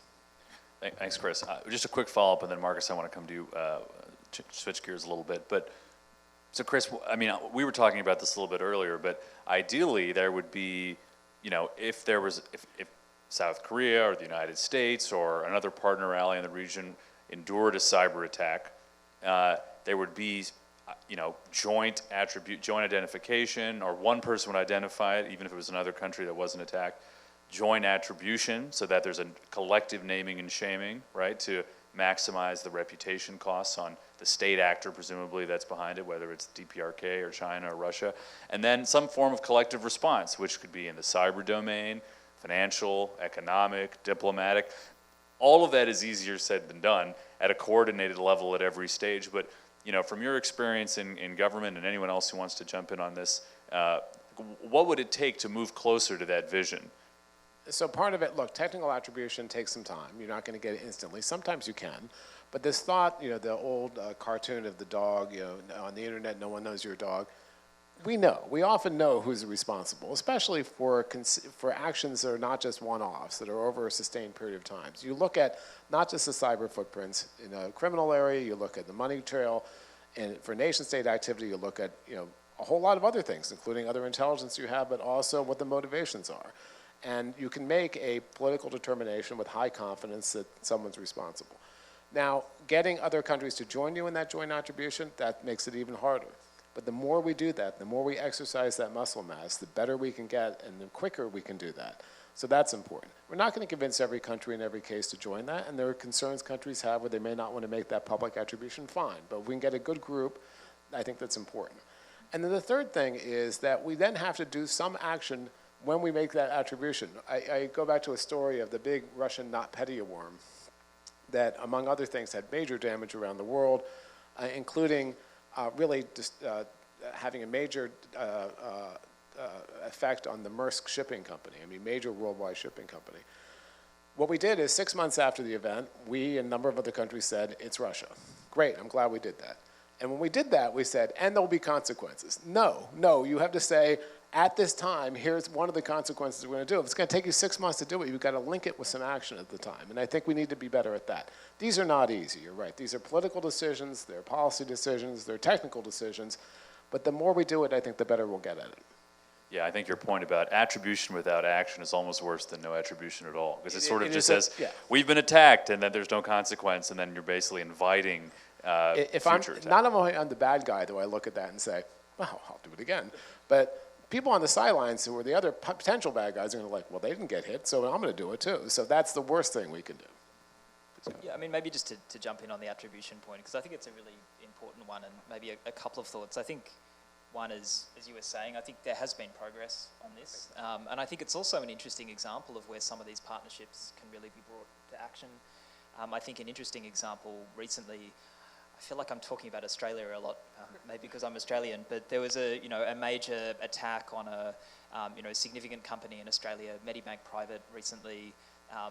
Microsoft and other companies had a role in helping determine sort of the origins of that attack, and then there was collective action by a number of governments to issue targeted sanctions against individuals connected with that attack from Russia. And so I think it's an example of there are options out there to take that kind of action. Certainly something that we often get feedback on is the actions that we at Microsoft take, and of course we're not alone in the industry, but when we issue public reports attributing attacks that we see, there's often a very positive response from governments to that.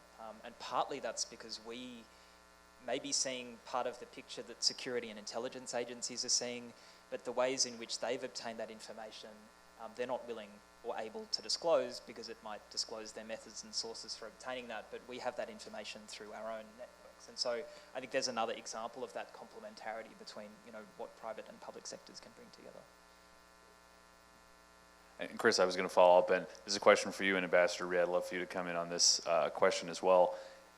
When we talk about the expanding agenda for cybersecurity and mainstreaming cyber across government, across even companies and sectors that don't traditionally think of themselves as worried about cybersecurity. There's this sort of joke almost that in the modern economy, every company's a tech company, or at least they're claiming to be a tech company because it makes them sound cool. But the implication of that is that they are digitizing, their services are increasingly connected to the internet.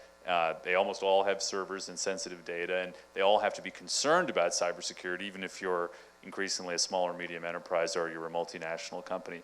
And all of that is a long wind-up to say we need a lot more people who have some fluency in these issues. Our cyber workforce is extremely limited. Even in the United States, we struggle mightily with not having enough cyber people to go around in government, in the private sector, at every level. And when I say government, I include local government, which is often some of the most vulnerable in terms of cybersecurity because they have the fewest resources, including people. But all that's to say, Marcus, what have you seen that's worked, and what is Microsoft doing, if anything, to help expand the cybersecurity workforce? We can't all be Microsoft, but are there ways that we can level up our skills, and is there any work that you guys are doing in South Korea? I believe you are doing some work in South Korea, maybe you can speak to. Yeah, no, look, I think it's a great question. Maybe sort of two thoughts about this. I think one is absolutely in terms of the scale of the problem, and actually it's most pronounced in this region. In Asia, there's a 2.1 million person gap between the number of cybersecurity roles and the number of people that are available to fill that. So, if anyone in this room from government or industry is thinking about, training programs to implement to create new and actually often, well-paid opportunities for people, that cybersecurity domain is an incredibly important one. It's something that we as a company think we have a role to play, of course, in providing training. We do offer some significant programs at scale, including in Korea, but it is one where it's really critically important for different actors to come together. Just to give one example, an area that we've been very focused on is what's the role of the technical and vocational training system in countries. So in the US, this is community colleges. It sort of has different names in different countries. But in the US, for example, we've been working with community colleges. So this is not university level education, but providing a lot of technical education to really scale out cybersecurity deployment at scale, and have been seeing the opportunity to train hundreds of thousands of people across the US to be able to obtain cybersecurity qualifications and roles. And so looking at those ways to give scale through the training and education system, I think, are extremely important. I think the other thing, just quickly, that's really important is we've got to use AI. I mean, we're talking a lot, as we should, about the cyber risks introduced by bad actors using AI, but one of the huge opportunities that we're seeing from artificial intelligence is the ability to act really as an additional team member or more team members for any cyber defense team in any organization, whether it's business or government or non-profit. We've been working with a product called Security Copilot. It's this idea that it's a piece of software that any cybersecurity team could use that helps streamline a lot of those processes of understanding what's happening during an attack, or what are the types of attacks that I've received in my organization in the last week. So there's a huge potential for AI to maybe narrow some of that 2.1 million person gap across the region. I would agree with that, except for, we were both at the RSA conference. Every vendor in every booth was talking about how they're using AI. So it is important. And it will help defense, but it's not going to be the total solution. It will also help attackers, but you still need people. What I think AI does, and what I think its real promise is to make it easier on the people who are doing it, to take this huge amount of data they get and to make it far more understandable so they can really focus on the threats they need to. They're still going to have to focus on those threats. AI is not going to do it automatically for them. There's been a number of initiatives. There's a national initiative for cyber education in the US that's been thinking about this since I was at the White House and trying to get more training, trying to penetrate it even down to the grade school level.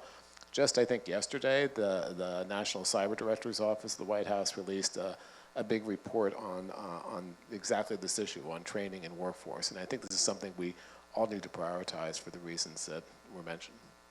Thanks, Chris. Ambassador Reid, do you want to elaborate a little bit on any efforts that South Korea has taken to expand its cyber workforce? 예, 저희 국가 사이버 안보 전략의 한 부분이 아까도 말씀드렸지만 보건력 확보고, 그 보건력 확보의 가장 핵심이 전문 인력 양성이라고 할 수 있습니다. 저희 국가안보 전략상에는 아직은 프로그램상으로 저희가 제시하고 있지만 사이버 안보에 특성화된 전문 교육 프로그램하고 맞춤형 인력 양성 프로그램을 대학이나 고등교육기관에 확대하고, 특히 저희 같은 상황은 민간 사이버 전문 인력의 경우에 군대에 입대했을 때, 그리고 군 복무를 한 후에 군 복무를 마치고 전역한 후에 취업하거나 창업할 때 연계해서 지원하는 그런 프로그램도 가지고 있고, 또 사이버 분야의 교육 연구 개발에 대한 투자를 계속해서 확대해 나간다는 계획을 가지고 있습니다.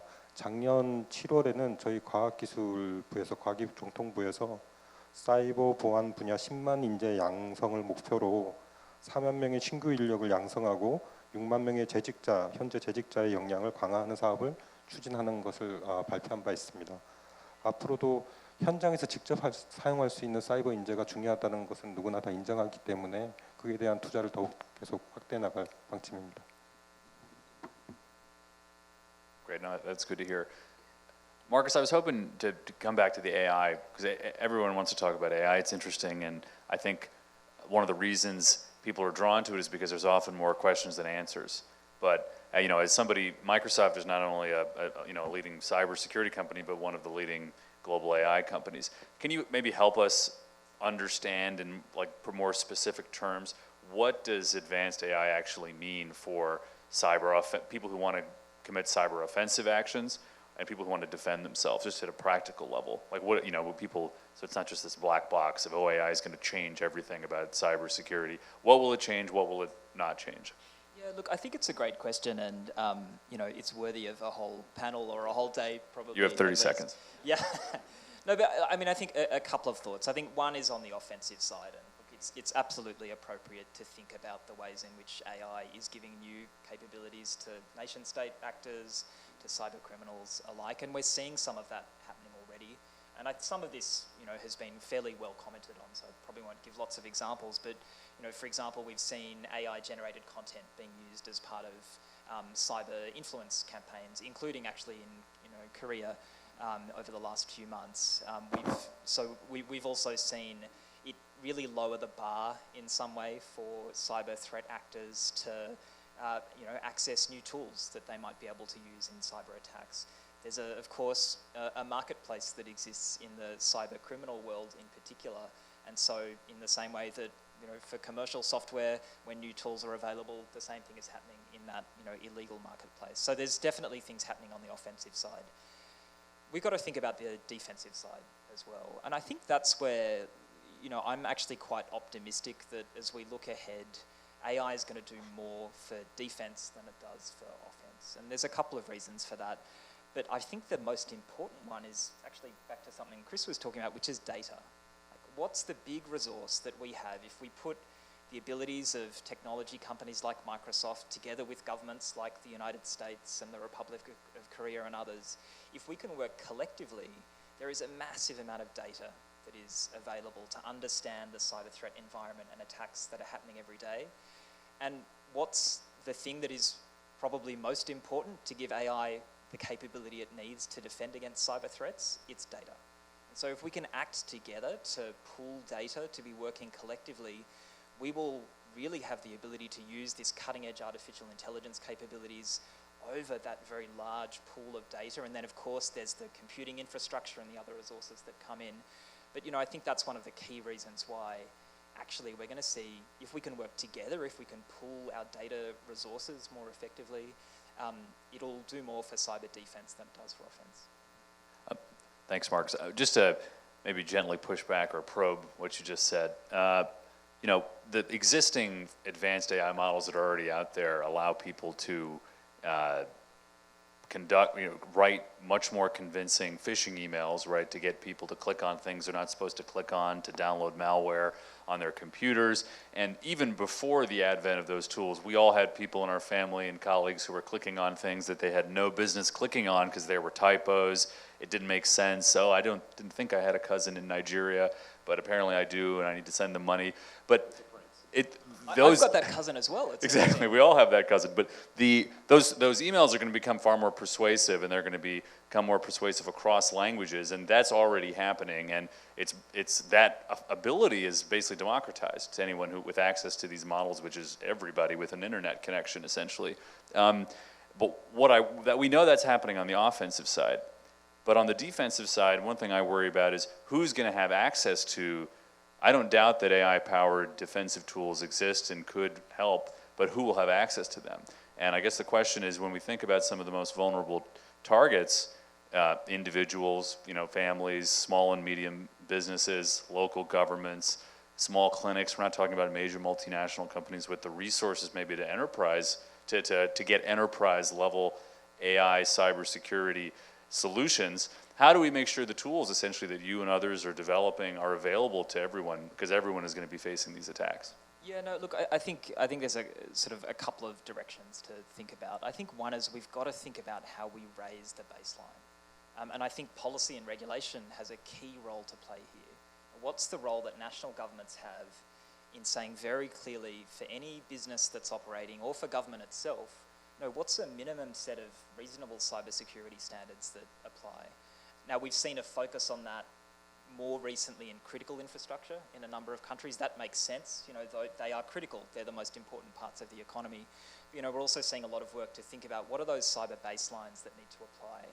Now, that's really important because when you think about the role of the software and technology industry that's supplying the technology to our customers, it means that those baselines give you a bar that you need to build on top of. So I think that's part of the solution for, if we're thinking it's only the biggest companies that have access to that, to cutting edge AI, well, actually, if we set the baselines at a certain level, it really means that everybody can get access to the right capabilities. I think that the second thought on that is, thinking about the role of AI in cyber defense is not a hypothetical future. It's happening now. And it's been happening in our software at Microsoft and many other technology companies now for years. I talked about the 65 trillion signals that come through our networks every day. We definitely don't have 65 trillion analysts who are reading all of that. We're using AI intensively. And so that means that the products that many people use, like Microsoft Word or PowerPoint or Outlook, are benefiting from that AI capability to strengthen cyber defense. So these tools exist, they're being used now, they're benefiting from that data. I think there's also important work to do to make sure we've got the right security baselines in place so that they can become accessible to all.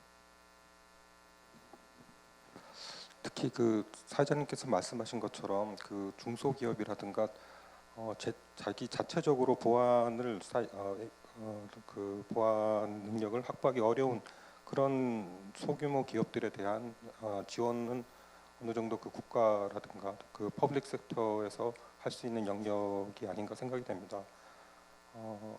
사이버 보안이나 방위에서 보통 하는 말이 가장 약한 고리만큼 그만큼 강하다 이런 말이 있듯이 그 약한 고리에 대한 어떤 보강이 없으면 전체 사이버 보안 자체가 약화되는 것은 당연한 사실입니다.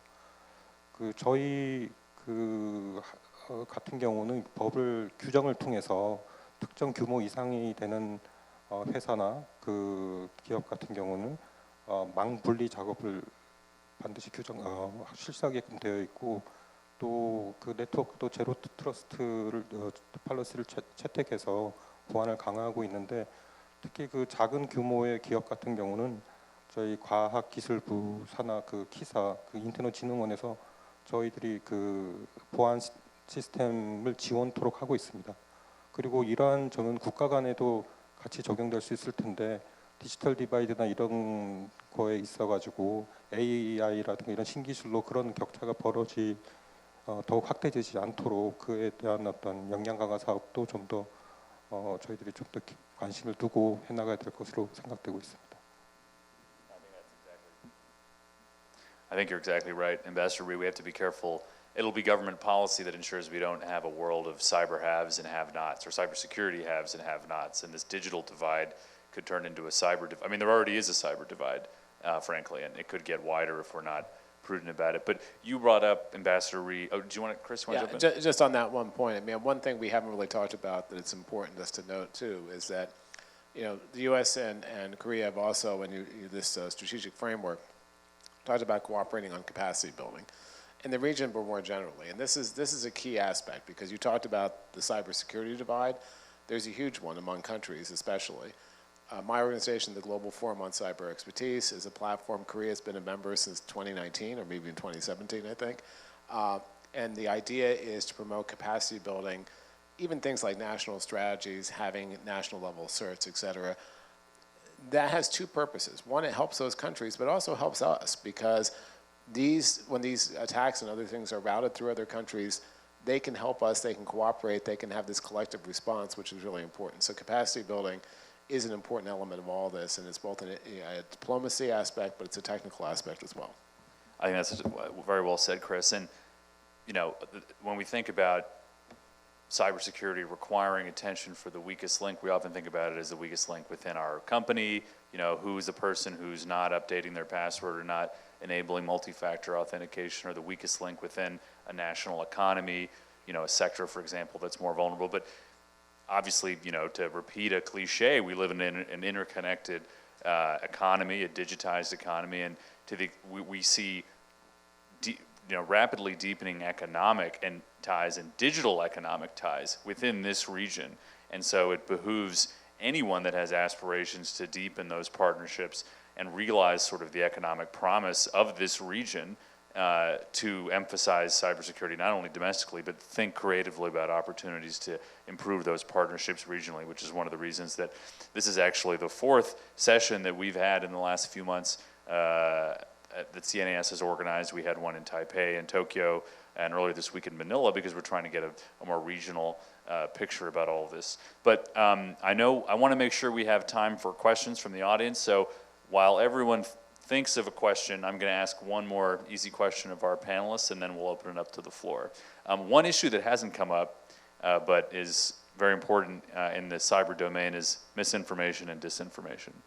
And it came up in several other workshops that we've had, and some people have referenced it, but what I'm curious about is how do, Ambassador Rhee, you talked about how we're a market, the United States and Korea, we celebrated the 70th anniversary of our partnership recently. We're market economies, open economies, free societies. How do we preserve our commitment to those values of being open, free speech, open economies, while still securing cyberspace and securing our communities and our democracies from active influence operations of the kind that General Allen and others spoke about early? 네, 그 최근에 이제 정부에 대한 신뢰라든가 그 민주주의 제도의 기반 자체를 침해할 수 있는 그 점에서 허위 정보가 그 새로운 안보 위협으로 대두되고 있습니다.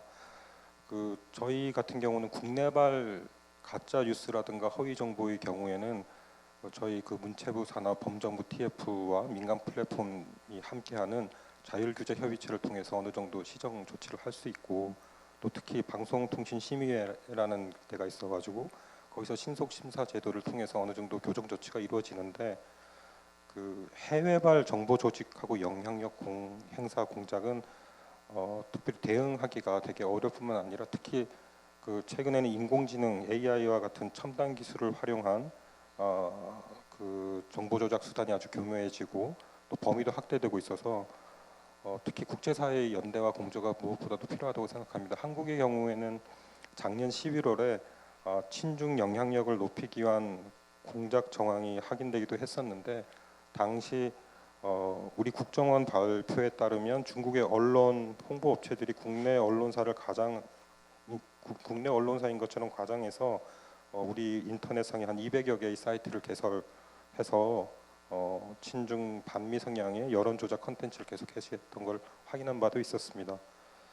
그래서 저희 정부는 이런 맥락에서 지난 3월에 제3차 민주주의 정상회의 계기에 기술, 선거, 가짜뉴스 이런 그 주제로 해서 별도 세션을 개최한 바 있고, 또 미국과도 2023년 12월에 해외 정보 조작 대응 협력에 관한 양해각서를 별도로 체결해서 이제 막 협력을 해나가는 초기 단계에 있습니다. 그런데 그 현 상황에서 보면 온라인상의 허위 정보를 원천 본세하는 게 되게 어렵습니다.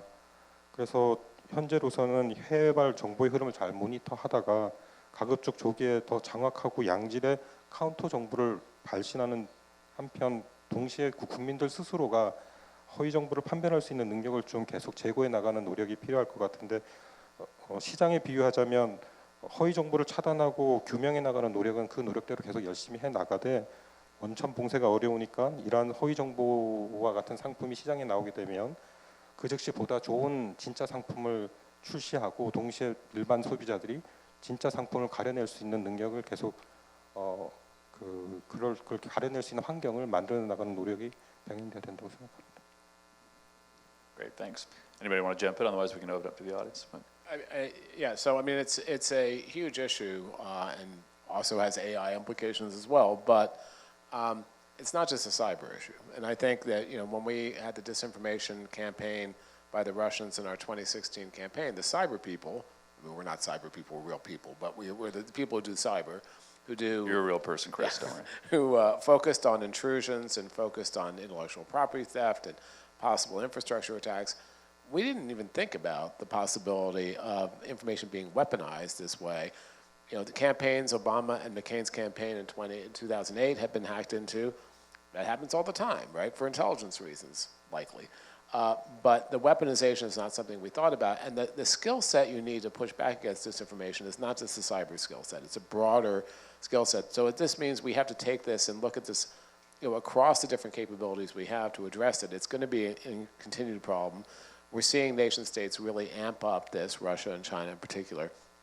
Education is one of the ways to fight back. That's certainly not the cyber people's skill set on how to educate the public to be, you know, more discriminating. But it's very difficult, and it's going to be very difficult. It's going to really require societies to come together. I don't think there's any easy way to legislate this.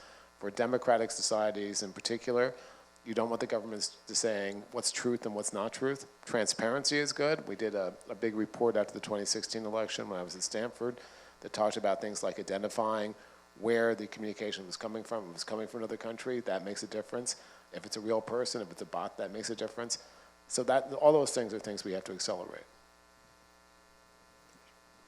Yeah, sure. I don't want to cut into Q&A time, but look, I agree with all of the comments that have been made so far. I think maybe just one thing that I might build on is I agree, you know, that there are distinct and kind of additional complexities that exist in this area. At the same time, I think sometimes there's a tendency to disconnect these issues too much from some of the other cybersecurity issues, and I think we've got to be cautious about that in just understanding the threat landscape.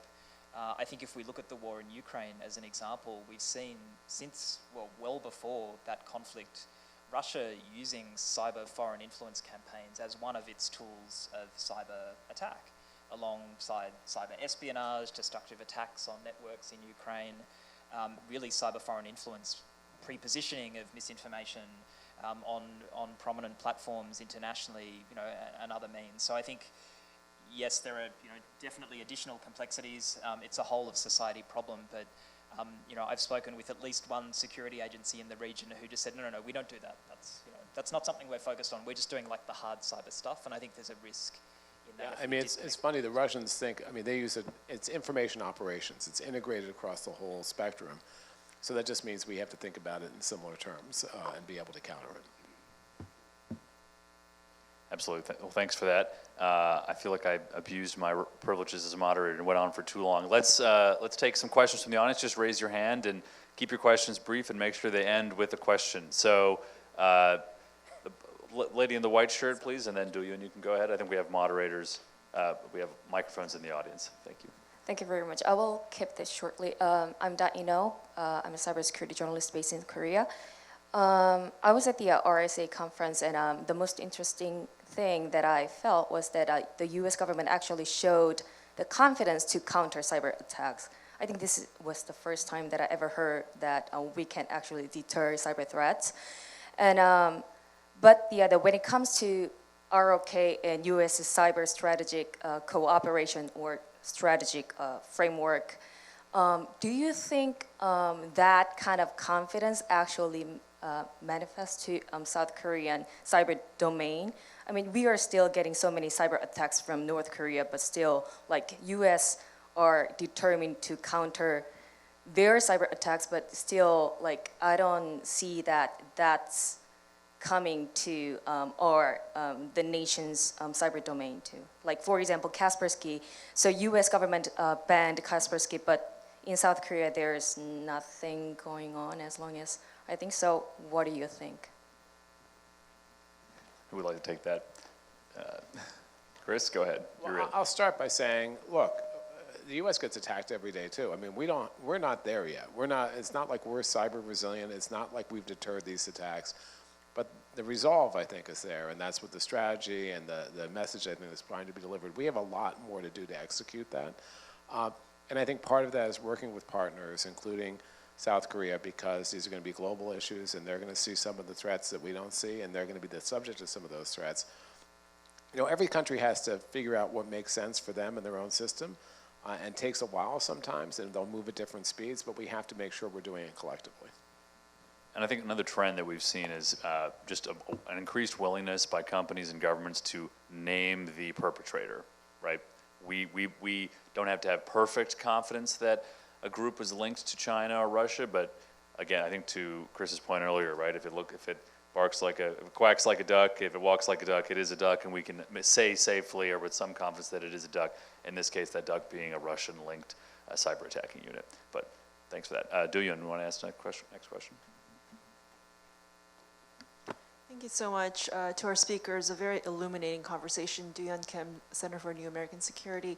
I'd be curious to hear the perspectives from all of our speakers, actually, because of the private sector and public sector insights that you guys bring to the table.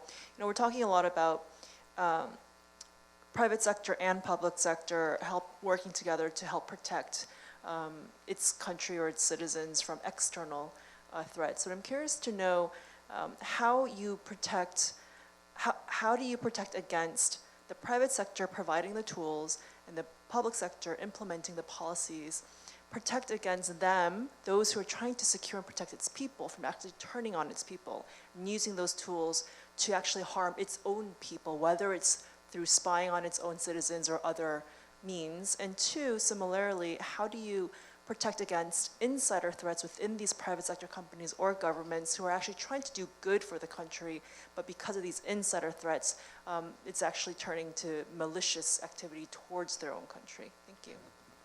I'll take the first part, which, both good and hard questions. I'd say that this is a challenge that we've had from the beginning, that the tools that we use, much of this is dual-use technology, and so the tools that we use to protect our networks can also often be used including AI, can be used by malicious regimes to control their citizenry. In fact, the internet was, when the internet came out, I remember Hillary Clinton giving a speech about, or the first speech she gave about the internet was, the internet, yay, and the second speech she gave then is like, internet, yay, because these repressive regimes were using it to also go after their citizens, to monitor their citizens, et cetera. So it's a tough problem.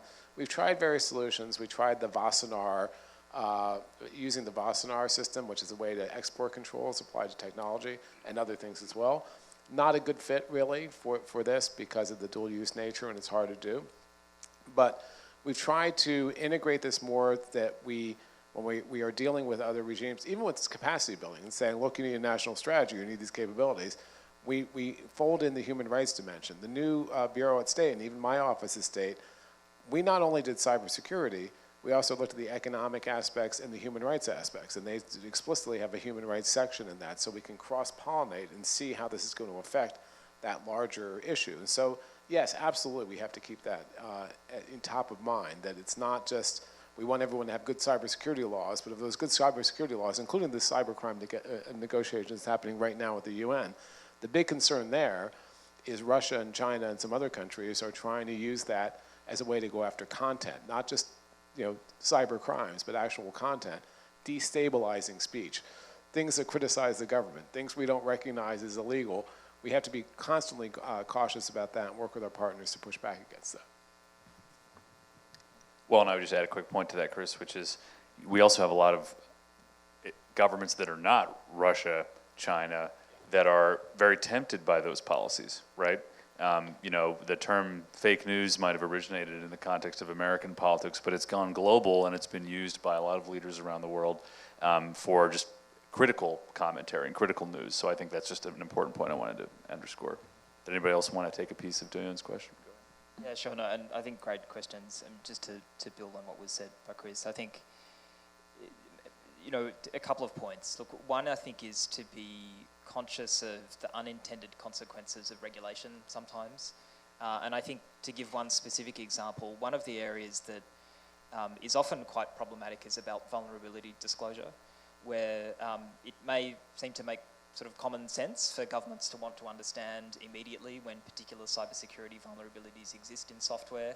Companies will often do their best once they understand a problem to talk about that. Actually, we think there's a role for regulation in many countries to make sure there's a more consistent approach to that. But that's also an example of a regulatory tool that can be misused.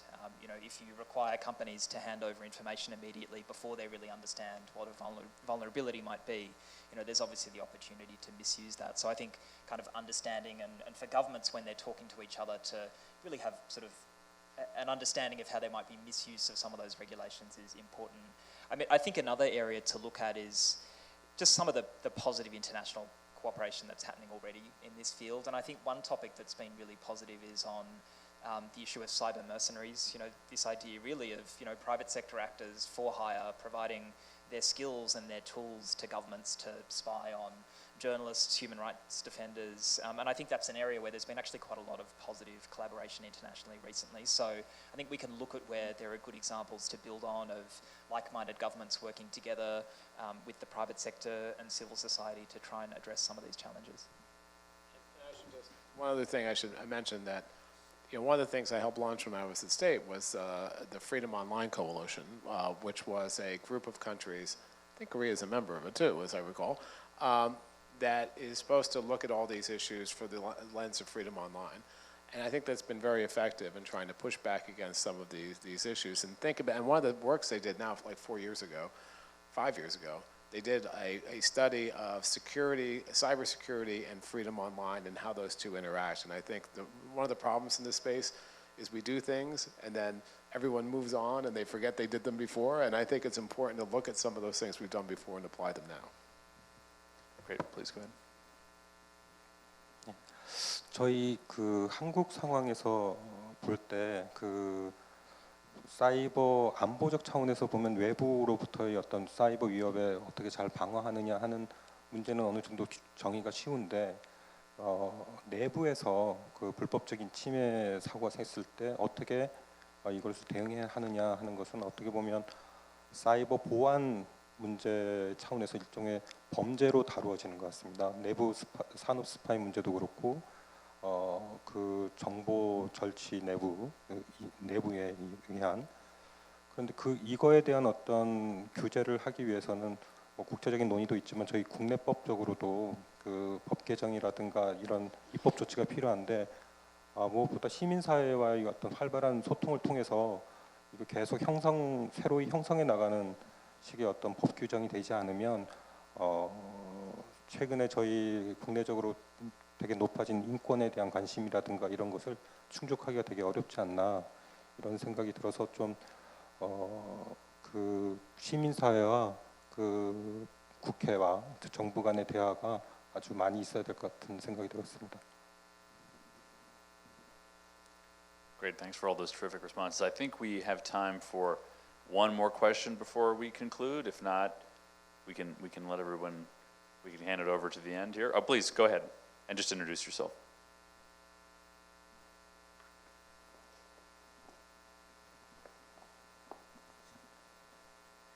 네, 안녕하세요. 뉴데일리 조문정 기자입니다. 좀 지역적인 질문일 수도 있지만 북한의 GPS 전파 교란 공격에 대해서 우리가 어떻게 대응해야 될지를 좀 여쭙고 싶습니다. GPS 교란을 막으려면 넓은 대역을 커버해야 돼서 비용이 굉장히 많이 든다고 하는데요. 그래서 사실상 우리로서는 대북 확성기 방송을 재개하는 게 거의 유일하고 경제적인 그리고 효과적인 방법이라고도 그렇게 얘기하시는 것 같은데 여기에 대해서 이 GPS 교란 공격에 대해서 우리가 어떻게 대응하는 게 좋을지 고견을 여쭙고 싶습니다. 제가 대답해야 될 것 같습니다. 그 GPS 교란에 대해서 저희가 사이버상으로 어떻게 대응 조치를 할 것인가 하는 것에 대해서 저희 설명을 해야 되는데 저는 먼저 외교부 차원에서 GPS 교란 사건이 있을 때 어떻게 저희 외교부가 조치했는지를 먼저 설명드리고 생각을 말씀드리겠습니다. GPS 조치가 최근에 남북 간의 북한의 긴장 고조 행위가 있으면서 오물풍선이 계속 날라오고 접경지대 중심으로 해서 GPS 제밍이 있었는데요. 그 GPS 제밍은 전에도 있었습니다. 디도스 공격도 있었고 GPS 제밍은 이따금씩 있었는데 그것으로 인해 가지고 사실상 저희 민항기들이 이착륙 스케줄이 많이 바뀌고 그런 실질적인 안전에 관한 피해가 있었습니다. 그래서 저희들은 그걸 ITU에 공식 제기를 했고 또 민간 항공기 운항에 관한 사항이기 때문에 이카오에 이 문제를 제기를 해서 양 기구에서 북한의 항의 서한을 발송해서 저희들이 이러한 일이 일종의 네이밍 쉐밍 같은 조치를 일단은 취하고 있는 중이고요. 실질적인 군사적 조치는 남북관계 큰 맥락에서 저희들이 북한의 도발에 대해서는 당연히 결연히 대응을 하는데 비례적이고 신중하고 단호하게 한다는 그런 거거든요. 그러니까 우리가 그 조치를 취함이 있어가지고 상황이 불필요하게 악화되거나 그렇지 않도록 그런 걸 다 염두에 두면서 종합적인 큰 그림 하에서 대응해 나가려고 하고 있고 군사적 조치는 군사 당국에서 검토하고 있을 것으로 그렇게 생각하고 있으시면 될 것 같습니다. Great, thank you to that, Ambassador Rhee. And we are now out of time, and so I want to, we've covered a lot of ground in this panel, and I want to thank all of our distinguished panelists for their indulgence in the wide range of questions that were asked. And I'll just conclude by once again reiterating our gratitude to the Asan Institute and their terrific staff, and to our distinguished speakers, General Allen and others, for this event and for hosting us not only this afternoon but this morning. And if we can have a round of applause for our terrific panel, I'd appreciate it. And with that, we will, I believe, turn it over to Dr. Che for some closing remarks. But thank you, everybody.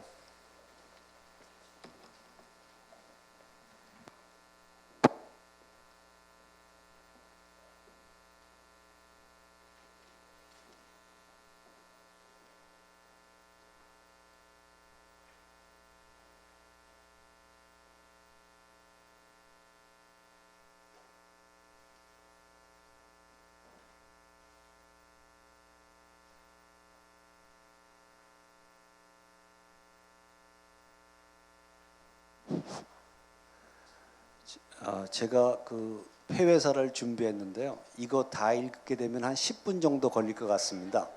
It will take at least 10 minutes for me to read all the script I prepared. But actually, I prepared a copy of my concluding remark at the outside. Please take one copy for your reference. I'd like to thank Professor Im Jong-in and also General John Allen and also the Mr. Chris Painter, Ambassador Lee Dong-yeol, and Mr. Marcus Bartley Jones for their excellent presentation and sharing their insight with us today. And I also like to thank all the participants and speakers today for their participation as well. Actually, one word came out of today's forum is cooperation. But actually cooperation requires, this time, requires government to government, government to private sectors, and private sectors to private sector. This kind of multifaceted, multi-domain cooperation is very necessary. So there are a lot of work we have to do for the security and safety in cyber domain. So in that regard, I'd like to thank again for sharing your insight and thought. And I also like to thank the CNAS for offering this wonderful opportunity. And also thank the CNAS staff and my own staff at Asan for organizing this event.